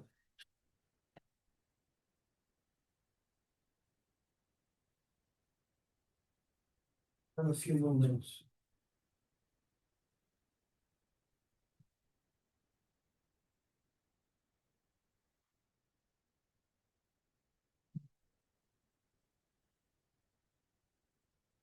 The biggest problem here is that I approached that man, okay, and I asked him for a plot plan. He says, in quotes, I'm not giving you my plans, go to the zoning board and get the plans, okay? That was the beginning of the end, because he didn't allow us, he didn't want us to talk to, he didn't want us to think about anything, to discuss anything with him, to make any arrangements that both sides are happy. Didn't want it, he just wipe me off, wipe me dry. So I went to the zoning board, the construction office, and I asked for the plans. And they said, well, you have to fill out a Oprah advisor, I forgot what it's. Okay, I filled it out. Open Public Records Act. Open Public Records Act, fine, I'm not filling it. And I filled it out, sent it in. It was denied, okay? I filled it out, I sent it in again, I was denied again. I had two friends fill it out, denied, why? Secret plans. What's the secret plans? I don't understand. Secret plans. My attorney tried to get the plans too. He was denied. How do you like that? He was denied as well. The only way we got the plans, he had to subpoena the plans. So there's something going on that this man didn't want us to see the plans before the building. So they can say all they want about, yeah, the Hallows are unfair, or we're not right, and all of this stuff. But the bottom line really is, they were deceptive. They were deceptive to us, they're deceptive to the court, they're deceptive to the judge. They try to push the envelope as much as they can by building things they're not supposed to. The judge put it in his order. If you build it and it's not supposed to be there, I'm gonna order it down. You didn't get to that point yet, that's July 2nd. We didn't get to that point, we're on our way. The board should be, this governing board should know, deception is what their motto is. I was on. Thank you. Thank you, I'd like to respond. First, correct. Can you please use the microphone? Yes. Identify yourself there, please. Yes, Peter Oliver, Council for the Rhinebeck. First, I'd like to address the deception that was made for this evening. One involved the location of the fence. It was represented that the fence was within 10 feet as I'm sure your professionals can attest, there's a 10-foot setback with regards to that fence. So it's at least more than 10 feet back. With regards to the comments that were made by Mr. Pollard, my client, Mr. Rabayev, would like to address those. And as Mr. Rabayev got to speak, I'm going to request that the board hear Mr. Rabayev out to address Mr. Pollard's comments. That would be fine. I think I would have to know, I think that the comment should be, You're going to keep them brief. yes. Let me swear you in, sir. Thank you. You solemnly swear that the testimony you're about to give in this matter will be the truth, so help you God. Please state your name and spell your last name for the record. Elisei Revive, evolves from Alex, last name is Ravaev. Very good. Would you like your attorney with you, just in case there's any questions? And I don't have much to All right. My wife already mentioned. I just want to correct some of the mischaracterizations that were implied in some statements, that they're actually not true. First and foremost, we went to all our neighbors and we informed them before we started building that, look, by the way, my wife didn't mention this, we've lived in Highland Park for almost 2 decades. We've also raised our family here. We love the town and that's where we wanted to stay. I think it's a side point, but it's not only college to be here and raise our family stay. But before we started building, we went to all the neighbors, including the towers, and we told them, look, we're about to start building. If you have any questions, comments, or anything else like that, let's just discuss that and we have to address them. To the point where there was a question, there was a tree on Haller's property that he wanted me to take down, and I paid for taking it down. He also wanted it down, and we've communicated about that, and there was no issues with communication. So to say that we're not approachable or we didn't, when he asked me, "Can I see your house plans?" I thought it was intrusive, and what I said to him, I do think it reaches some modesty for me to show you my plans. Not in display for everyone to see, of course. We passed that point, but I didn't want, like, why do you care where my master bedroom was? Why do you care where my windows are? Like, I'm not working with the township to approve it. That's why I said that's really was the purpose, and is still the purpose. And I'm very uncomfortable with this display of public of like private life and what the house looks like and whatnot. The other thing in terms of just not being amicable to make changes, we've sent them plans to actually show how we can lower the roof and exactly in the structure, which was bothering them with sunlight significantly to the most minimal level that it would just pop up like a foot or two from the bare minimum, so it's not flat. It's like really hard to make it so flat, and I was willing to work with that. So the response back was, and I'm just quoting from memory, they asked me to plant 35-foot trees going in the peripheral of their household, which I don't know if you landscaping, but to plant a 35-foot tree, you need about 20-foot radius. Besides, the economic extent is just not feasible on any side. They asked me to pay for all their attorney fees. They asked me to render all the plants everywhere. And this was like a list of 10 or 12 different demands that they end up having. Right? And the point is that the mischaracterization that I wasn't amicable, I didn't work with my neighbors, I did things in secrecy. As a matter of fact, I speak to my other neighbors all the time about what's happening, give them heads up. And it's just, I didn't want to share my plans, which I still hold to that decision. I wouldn't share my plans if I didn't have to with people that I don't live with. So that's really what it was. And I think for the board, I really have nothing else to say. Thank you so much. Thank you. So is there any other member of the public? And please, could you please be so kind to make it keep brief? Oh, yes, absolutely.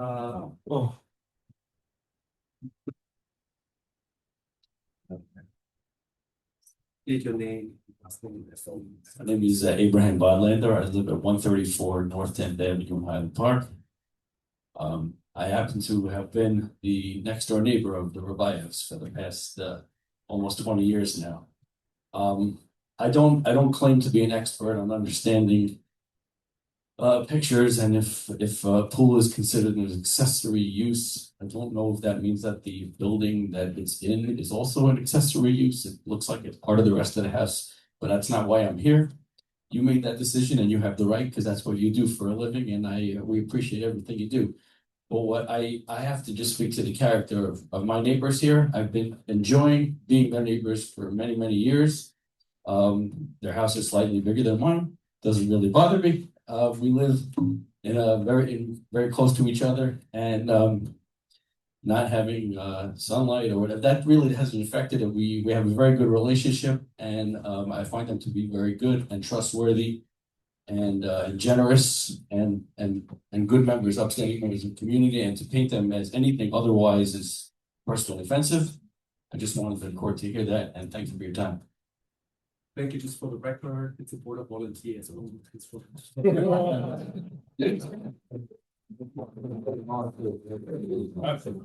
Okay, great. Thank you for your volunteers. Yes, please, come to the microphone and speak your name. It's important because the meeting is recorded.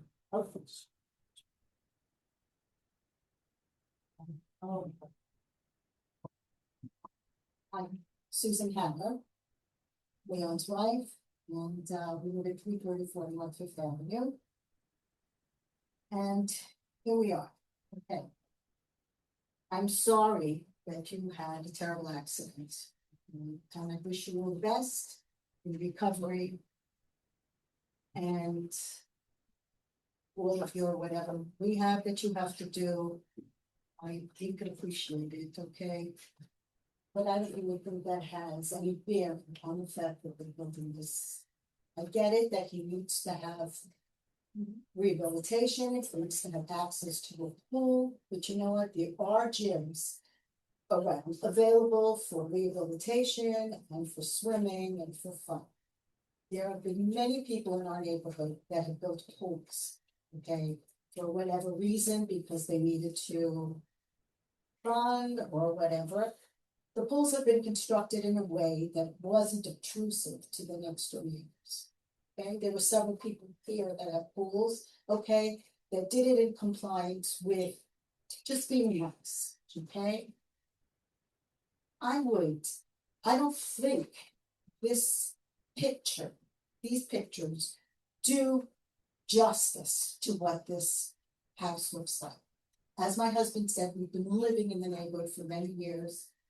It might not mean anything. We were here, we were long neighbors for a long time, okay? We welcome our neighbors. I really couldn't care less if the Revives decided and got permission to build another floor onto their house. It's fine, okay? But this pool house, this accessory use disturbs our living, okay? And it makes it extremely uncomfortable. Now, I invite you all to come to my home for coffee or just to take a look at the structure and tell me or be honest and say, would you like to be looking at this every time you looked out on your deck? Okay, Highland Park is a beautiful area, okay, and I don't know, we bought this property from this woman who apparently owned 3/4 of Highland Park, and we live in unison with all of our neighbors. We don't have a problem. We might have had some issues here and there, but we worked it out. No one has ever built a structure like this, close to this, on our property. So if anybody would like to come and see it, visually see it, I ask you to do it, and then you would see really what we're talking about. Now, the plans were not available to us, okay? Yes, Mr. Rabayev had called once and he said, oh, if you want to come and talk about it, my husband finally got back to him. Did not want to release the plans. Okay. I drove by one day, I was coming out of my house and I saw the Rabayevs going into the house and they were closing their gates. And I think they had the company, they were showing some of the structure to their company. And I'm thinking to myself, should I go out of the car or whatever? And I said, okay, I'm just gonna address Mrs. Gold, okay? Because maybe we will be neighbors one day, and I don't want this to continue to affect our relationship. And I said to her, in what world do you think, because the wall of the pool house had just gone up, okay? And I was just like, I couldn't believe it. As I said to her, in what world do you think this is right to do to a neighbor? Seeing that we all live together and all of our neighbors are close, to build this huge structure and totally block out your neighbors to the right. And it's just like, I'm moving in, I don't care what I do, doesn't matter, that pool thing is going. You know what she said to me? We come from Brooklyn. She said, we come from Brooklyn, and in Brooklyn, that's the way they do things, okay? And not too long afterwards, the roof of that house went up, and I don't know, what is it, about 15 feet? No, the pool roof, the pool roof is 29 feet, they added to the height of the wall. Now, that was no consideration, not at all, okay? And it just continues to go up and obstruct everything. It obstructs the calm of the neighborhood. I think that my neighbors could see it from a mile away.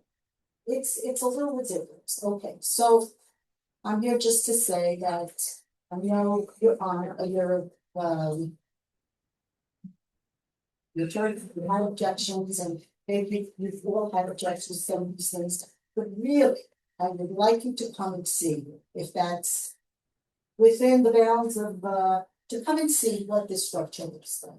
And again, I wish the Revives all the health and the ability to heal, okay? But it's not really a part of what we're talking about. This should not be a pool structure that obstructs everything because he needs to do rehab.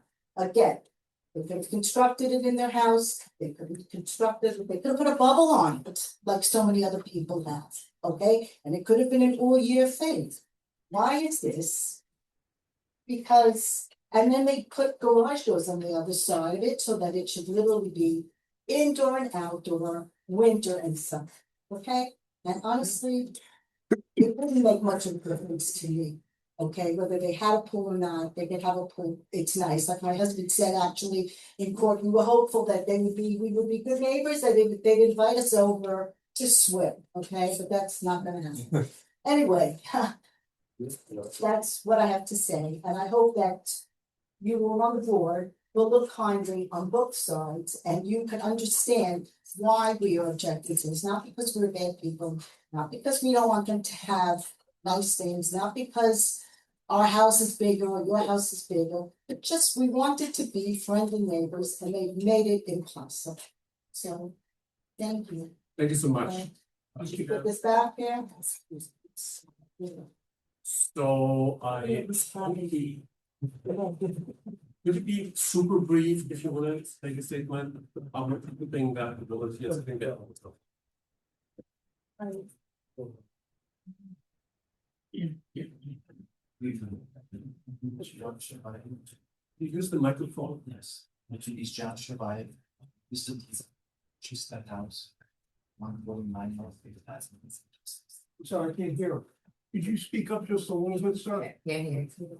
My name is John Shavai, and my wife recently purchased a house, North Fifth Avenue. At 149 North Fifth Avenue. And we are. It's very sad to see that house is not very young. With construction. It's a beautiful house, and the realtor always told us that you have to fight for the nice and beautiful houses that house will keep the battle. Because that's what we draw and off the town and see beautiful houses. We made a decision. And we would love to see how to proceed in construction. Have opportunity.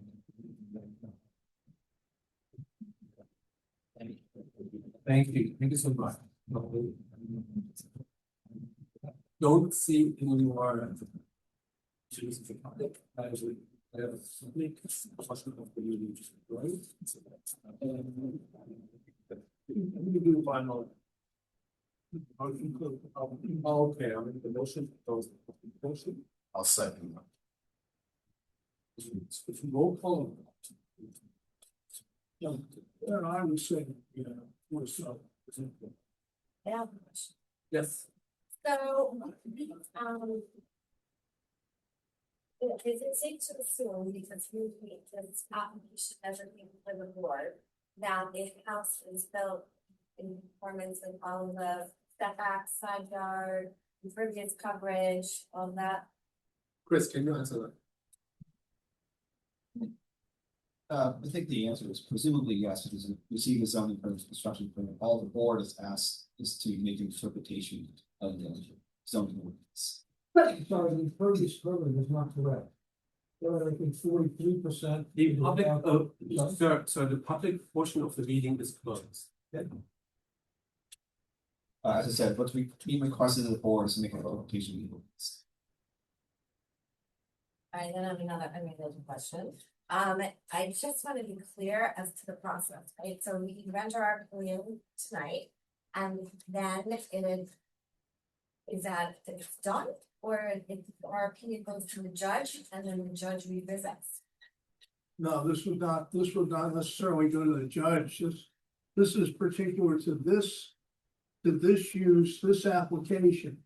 These are on separate tracks. But there are two tracks. I would say so, yes. I mean, I think there's been some confusion introduced into the proceeding by saying that, you know, whatever decision the board makes may be contrary to what the court has already decided.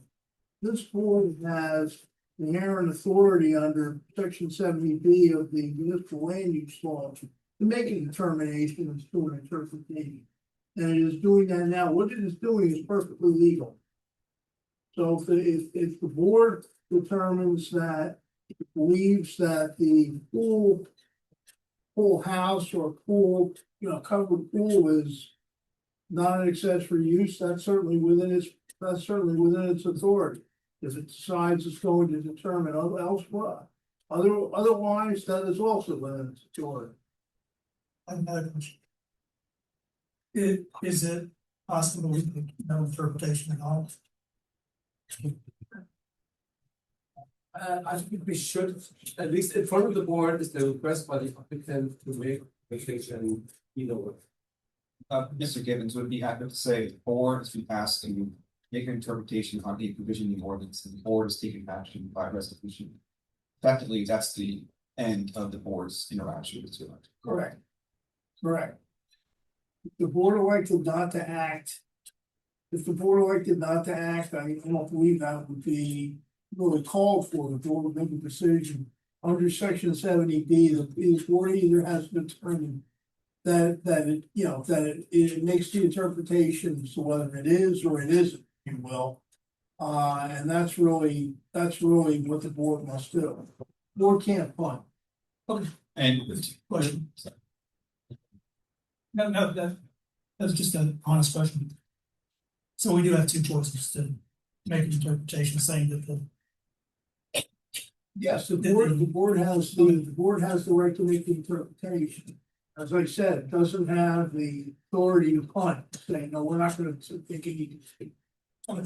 So are you waiting, do we need a motion to vote on? Yes, we need first yes, so, yes, we need to make a motion in terms of the resolution that we will do, and then we have the discussion. I have another question. Chris, you mentioned that we should bear in mind, I thought you were gonna say something about home housing. we discussed before, that's going through the hypothetical questions. So I can summarize later. Chris, tell me if I'm correct, but the rules for an accessory use, they were basically put in place to keep it from putting small apartments like above their garages, back of their property. So I didn't write that one, that's what my colleague at LRK did. The legislative intent of that ordinance amendment, which I believe is back in 2022. was to add more flexibility for people to use detached garages for all workspaces, including home occupations. Those strictly related to that issue. Thank you. I did have a question for Mr. Gibbons. Yes. Related to when the board enters in or renders an opinion or interpretation about this particular topic. This interpretation will impact not just this property, but how accessory structures and principal structures are regulated around the entire community. No, in my opinion, we're not. Each application stands on its own merits. Okay, so just. And to claim that there would be some kind of an precedent, that's not the way to law. Thank you. So I believe our discussion will be about the those elected. What is the and you need to play with the resolution to be interpretation that the building in question is this element or the part of the I believe, I mean, is there any summation from, the applicant's attorney?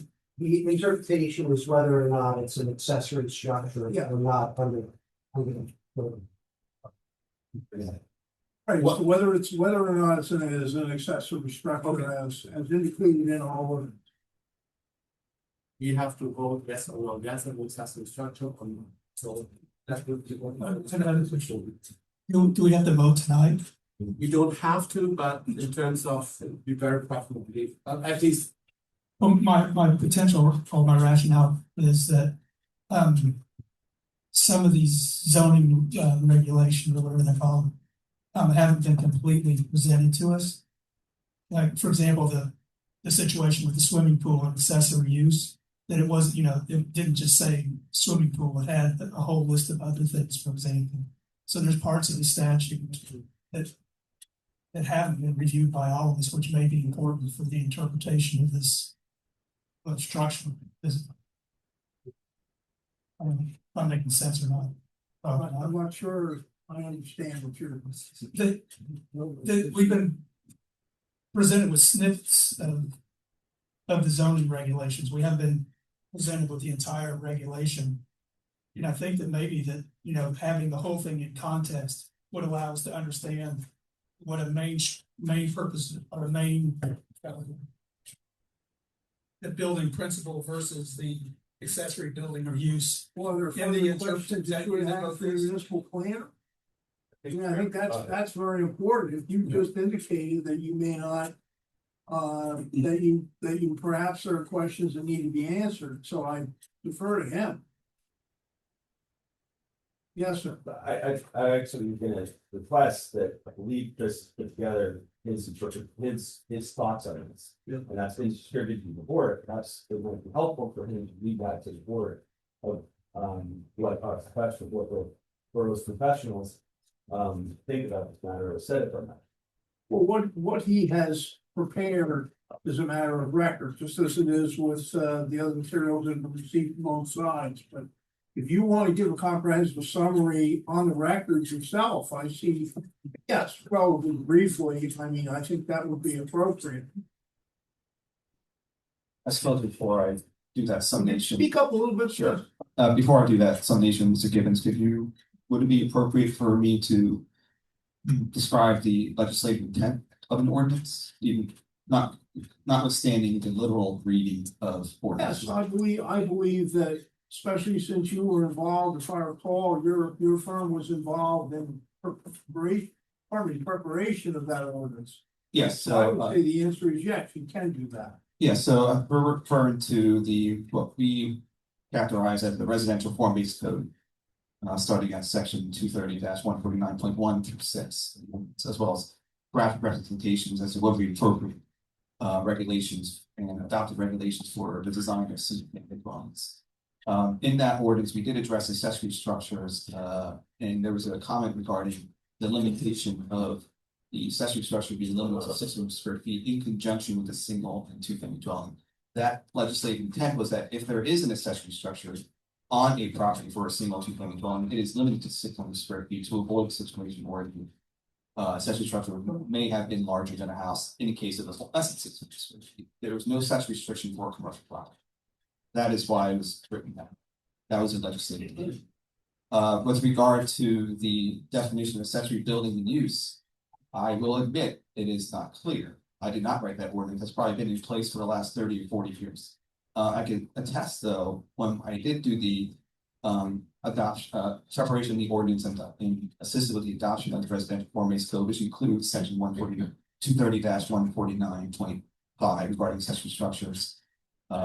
We did not intend to basically do housekeeping for the rest of the ordinance. That would be a very expensive project that would need to be authorized by the council, because the ordinance does need nothing. And the other reason for that is because it was inferred and commonly used throughout the many years I've been here in Highland Park. I've also been in Kentucky as well, but in Highland Park, it's commonly known and inferred throughout the ordinance that if a structure is detached from the principal structure, it is an accessory building.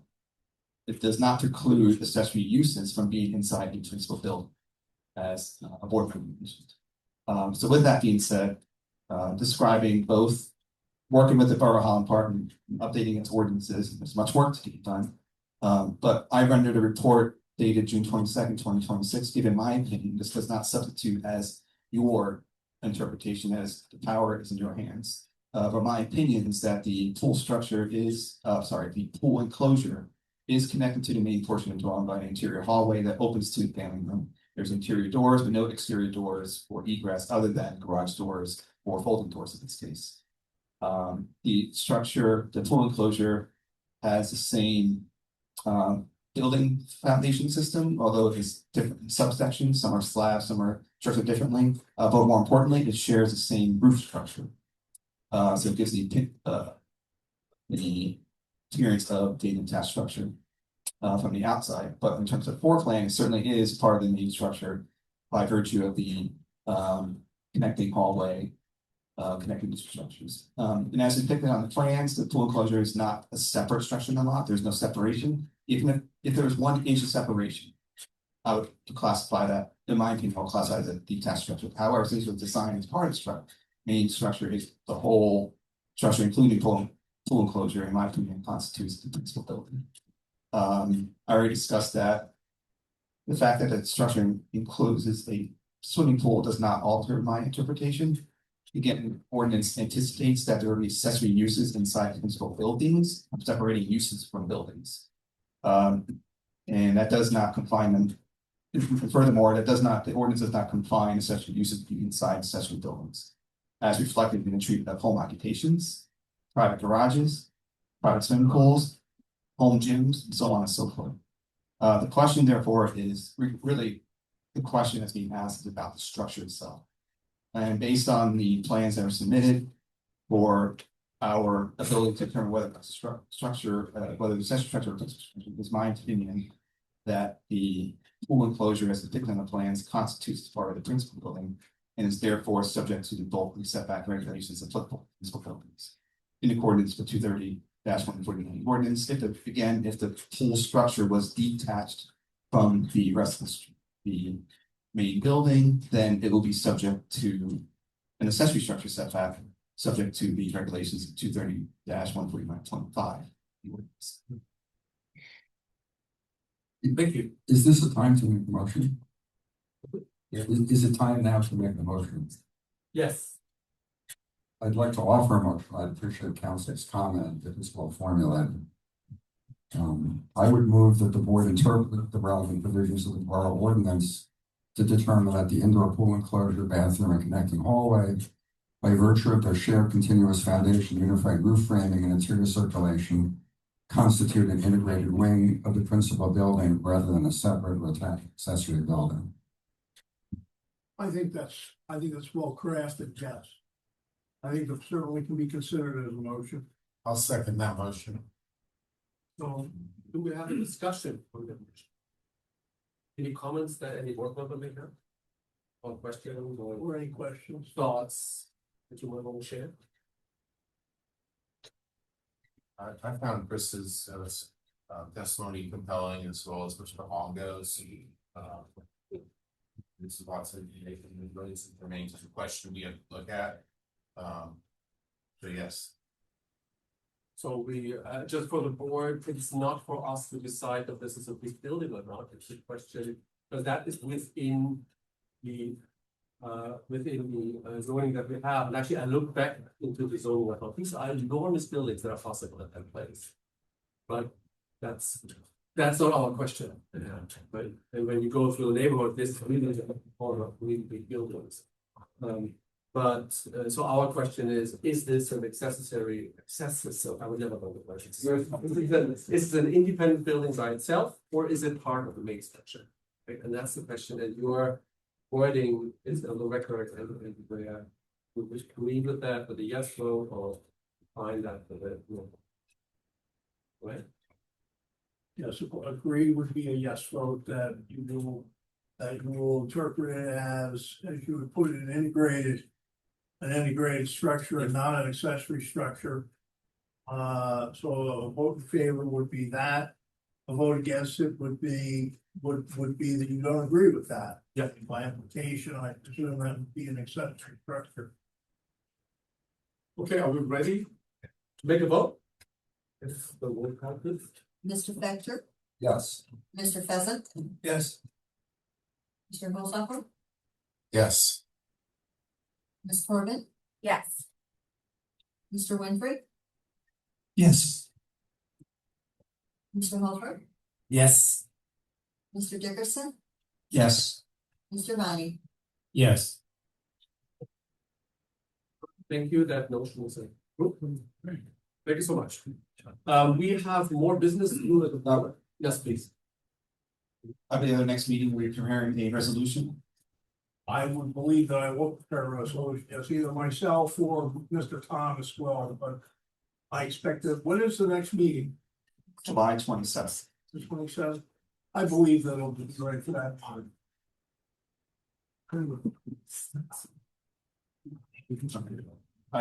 I think, question not asked, this is really not a jurisdiction of the board, but understanding there may, believe there's a court hearing July 2nd. If There is, there's a court hearing July 2nd, if you send me that explanation. Of the resolution, as I mentioned before, any decisions for it's to aid the court, it's not an open ruling of the court, you just aid the court system. So I don't believe we can simply expedite the resolution because the board would have to meet to do that. Right, well, the decision is of record. The form and content of the resolution has to be approved by the board. Right. So, I mean, the way one would address that to the court, if that was an issue, is simply to say, I know this is what I would do, is, and I've done many of these, to indicate that the board has made this decision, the resolution is pending. Exactly, majority of experience, I would think members of the judiciary would understand that. I see no reason. New Brunswick or Middlesex County has always had a fine judiciary in terms of land use matters and prerogative matters, so I presume they will understand that well. Thank you. That was education I needed. I apologize. That was the education I needed. I want to understand that All right. process. Oh, okay, thank you. The board has more business to do, so a member of the public wants to leave. We still have some. It's still very good. Have a night.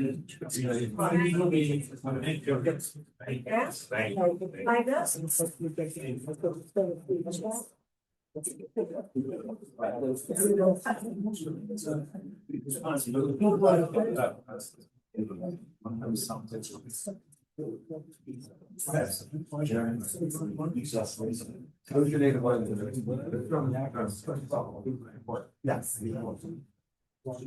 Oh, Mr. Dickinson, you think you could sign this so I can notarize it? So we, as a board, we still have to prove the minutes from the previous meetings.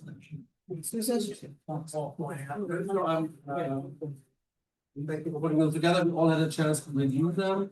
So I make, does anybody make a motion to approve the minutes? Yeah. Or any questions about the minutes? Does anybody make a motion? I will make a motion to approve the minute. We second it. Second. Thank you. Who was the, roll call? Mr. Becker, Yes. Mr. Pheasant, Yes. Mr. Malzahn, Yes. Ms. Corbin, Yes. Mr. Winfrey, Yes. Mr. Hoffer, Yes. Mr. Dickinson, I was not present at that meeting. Same, Yeah. Mr. Bonney, Yes. Thank you. So my last business, and you can do this, if you'll bear with me for a few, like 2 more minutes, is to say, our board attorney provided us with with an update of the rules and regulations of the zoning board that we all have as the last print of the file. And basically what it's saying is, what we said in the beginning, that anybody, because you're Zoom now always on, and so that basically what it's saying, that in virtual format, you have something to contribute to the application, you need to be here. You can listen to it from home, you can say whatever you want from it, but anything that is relevant for the application has to be front in person. And that is what this edition is saying. So we had a chance to look at it, and I will, if anybody has a question for it, you have the changes are marked and red. Do you need to think about it for the, make a vote? Okay, so we can push it to the next. Okay, great. You can do that. All right. The people make public comment have to be residents of Highland Park. Not necessarily because of the public portion is the public in general. So I intend to be pretty open-minded with that. I mean, if it's a different situation where, for example, if it's an application for an actual approval, I mean, I tend to be fairly open-minded. Okay, well, Why would be a problem? yes. So what we actually need to do, it's got told, what we need to do, we need to push the vote on the rules and regulation to the next meeting. We have to say aye in order to push it. Well, yeah. Aye. We'll vote there. So that. Some people. So I make a motion to put the rules and regulations. I vote on the rules and regulations for the next meeting. I said you say only, yeah. All in favor? Aye. All right, so then. We need to. Motion to adjourn. I think you can just do it. I can just do that. I can just do that. Okay, the meeting's adjourned. All right.